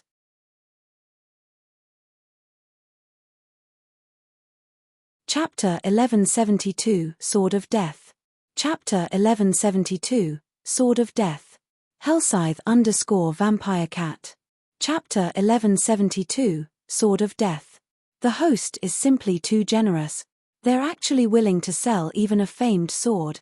This weapon's attributes are much stronger than those of ordinary epic weapons. This is definitely the most amazing one-handed sword I've seen. Everyone gasped when they saw the attributes of Netherworld Brilliance. Players that used one-handed swords could not help but wish they could grab the weapon and give it a few swings right this instant. They really are going all out this time. There are only a total of 36 famed swords in God's domain. They are all unique epic weapons. Every one of them is a weapon that countless swordsman experts dream of obtaining. Yuan Taishin, who was seated inside a second-floor room, was slightly astonished when he saw Netherworld Brilliance. Practically everyone in the second-floor rooms came from one of God's domain's superpowers. To them, epic weapons were indeed rare but not entirely out of their reach. Getting one of their own was only a matter of time. However, famed swords were a different story. These were weapons adored by sword-wielding experts. If utilized properly, one could draw in those sword fanatics who were normally very difficult to recruit. Among the 8 swordmeisters on the God's Domain experts list, 3 were independent players. If the secret pavilion used a famed sword as bait, recruiting one of them might really be possible. Netherworld Brilliance, one-handed sword, epic rank. Level 40, level 110, level 40. Equipment requirement, strength 700, agility 400. Attack power plus 1340. Strength plus 101, agility plus 72, endurance plus 60. Attack speed plus 15. When attacking. 20% chance to trigger heavy crash, increasing strength by 30% and attack speed by 20%. 20% chance to trigger blur, making the attack impossible to be parried or blocked. 30% chance to trigger double critical. When equipped. Strength increased by 10%. Agility increased by 5%. All sword-related skills plus 3 levels. Ignore levels plus 15. All sword-related skill completion rates increased by 2%. Additional passive skill 1-. Death Devour. Any creature that dies within 200 yards will provide wielder with a Death Devour buff, increasing wielder's attack speed by 1% and all sword-related skill completion rates by 0.1% for 30 seconds. Buff can be stacked up to 30 times. Additional passive skill 2-. Death's Phantom. Wielder's physique improves as HP decreases. Physique can improve up to a maximum of 20%. A sword of death created by famed Smith Jacks using a piece of mysterious sword fragment. Netherworld Brilliance is one of the 36 famed swords of God's domain, ranking 30th. Anyone that wields this sword will be enveloped in an aura of death, decreasing all their attributes by 20% and doubling the death penalty they suffer. Can be evolved. Cannot be destroyed. However, when everyone was finally done reading through the weapon's introduction, they all shook their heads and sighed. Netherworld Brilliance was indeed an amazing weapon. This was especially true for the increase to sword-related skill completion rates. Although it was only a meager 2%, boosting an 88% completion rate to 90% would allow a skill to undergo a qualitative transformation. Unfortunately, not only did the weapon decrease its wielder's basic attributes by 20%, but it also doubled the death penalty they would suffer, which was something most people wanted to avoid. Leveling up was extremely difficult in God's domain. Although Netherworld Brilliance would boost one's combat power significantly, nobody could say with certainty that they would not die.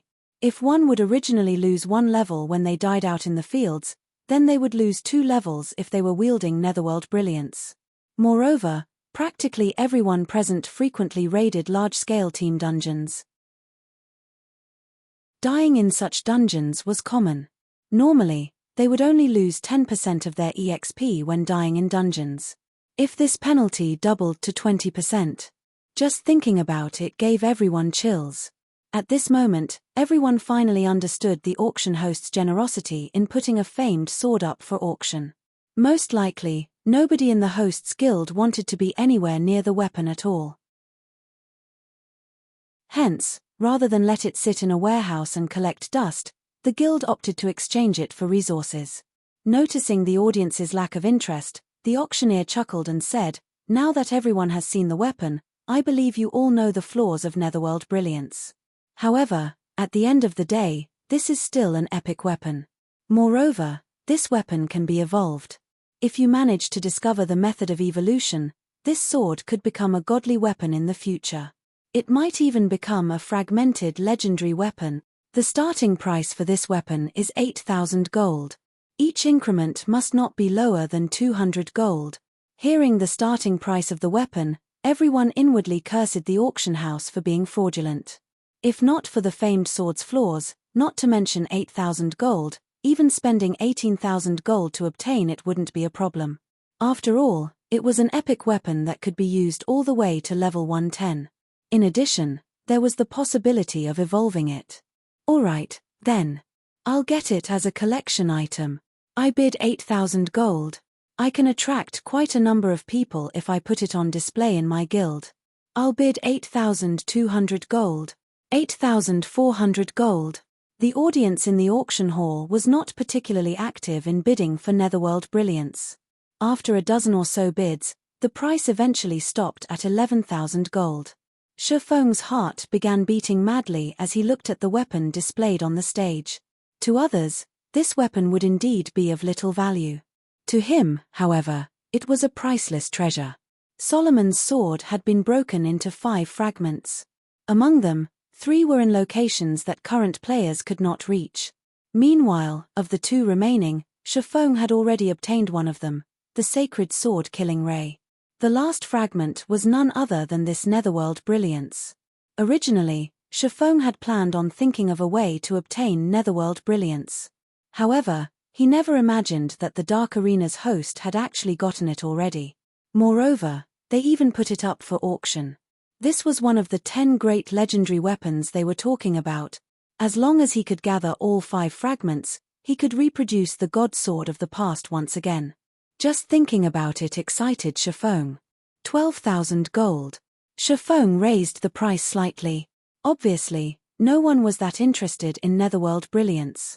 However, as it was a famed sword and also had the potential to evolve, there were still some people who were willing to bet on that possibility. Hence, he would not raise the price by too much. If he suddenly raised it too high, people would no doubt become suspicious. Thus, when calling out his bid, he could not offer too high or too low. What rich people! I don't want it anymore. Amazing. Someone's actually betting 12,000 gold on luck. Just as the other bidders were giving up one after another, a voice suddenly resounded throughout the entire hall. 13,000 gold. Meanwhile, the person who had placed this bid was none other than 1,000 Miles. You stole my legacy away. Do you think I'll let you get that weapon so easily? 1,000 Miles sneered as he looked at the room Shifeng occupied. Although 1,000 Miles did not know who was occupying the room, he could easily tell which room had placed the 12,000 gold bid. After noticing Shifeng's interest in netherworld brilliance, he naturally could not allow him to have an easy time. The person in that room is really vengeful, Autumn Goose growled as she looked at 1,000 Miles' room. Brother Yifeng, if you don't have enough money, just say the word. I can lend you all the money I have. Fallen Wind also grew indignant at 1,000 Miles' behavior. Thanks. I'll definitely borrow from you if I need to, Shifeng said. He then proceeded to place a new bid. 20,000 gold. This is madness. Even if that person is angry, there's no need to waste so much money, right? The rich are really willful. The new bid Shifeng made stupefied everyone. Everyone present was someone of high status and position. However, none of them would treat their money as lightly as Shifeng did, raising the bid by an additional 7,000 gold just to let off some steam. One could already buy another epic weapon with that kind of money. Wow. How rich. Alright, then. I'll let you have it. 1,000 Miles laughed over this situation. However, he no longer dared to continue bidding as this might be a trap for him. He was already satisfied with getting Shifeng to waste an additional 8,000 gold. Following which, the auctioneer knocked his gavel 3 times. Let us congratulate the guest from room 017 for obtaining the famed sword Netherworld Brilliance. At this moment, the auctioneer was close to laughing out loud in joy already. Originally, he thought that getting to sell the famed sword for 12,000 gold was already plenty good. Now, he had actually sold it for 20,000 gold. On the other hand, after Shifeng paid the 20,000 gold and obtained Netherworld Brilliance, he too was inwardly jumping for joy. He couldn't care less about what others thought of him. He had just spent 20,000 gold to purchase one of the 5 fragments of Solomon's sword, one of the 10 great legendary weapons. This was an unimaginably low price. If the Dark Arena's host knew what they had just done, they would surely faint from shock.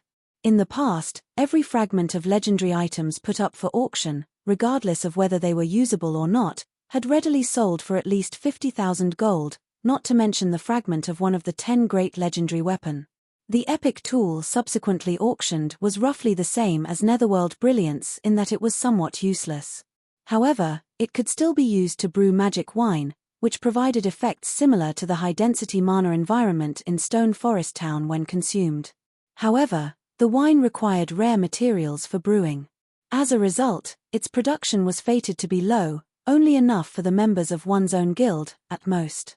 However, for guilds that did not possess the magic tower, the magic wine was undeniably an excellent way to improve the strength of their guild members. In the end, Phoenix Rain bought the tool for 14,000 magic crystals. As for the ancient book, Shifeng spent 70,000 magic crystals to purchase it. Ladies and gentlemen, I believe that many among you have come here today for this last item. I won't waste words giving you an introduction. The starting bid for the Secret Technique tablet will be 200,000 magic crystals. Each increment must be at least 2,000 magic crystals. Let us begin. You're tuning in to the Celestial War YouTube channel.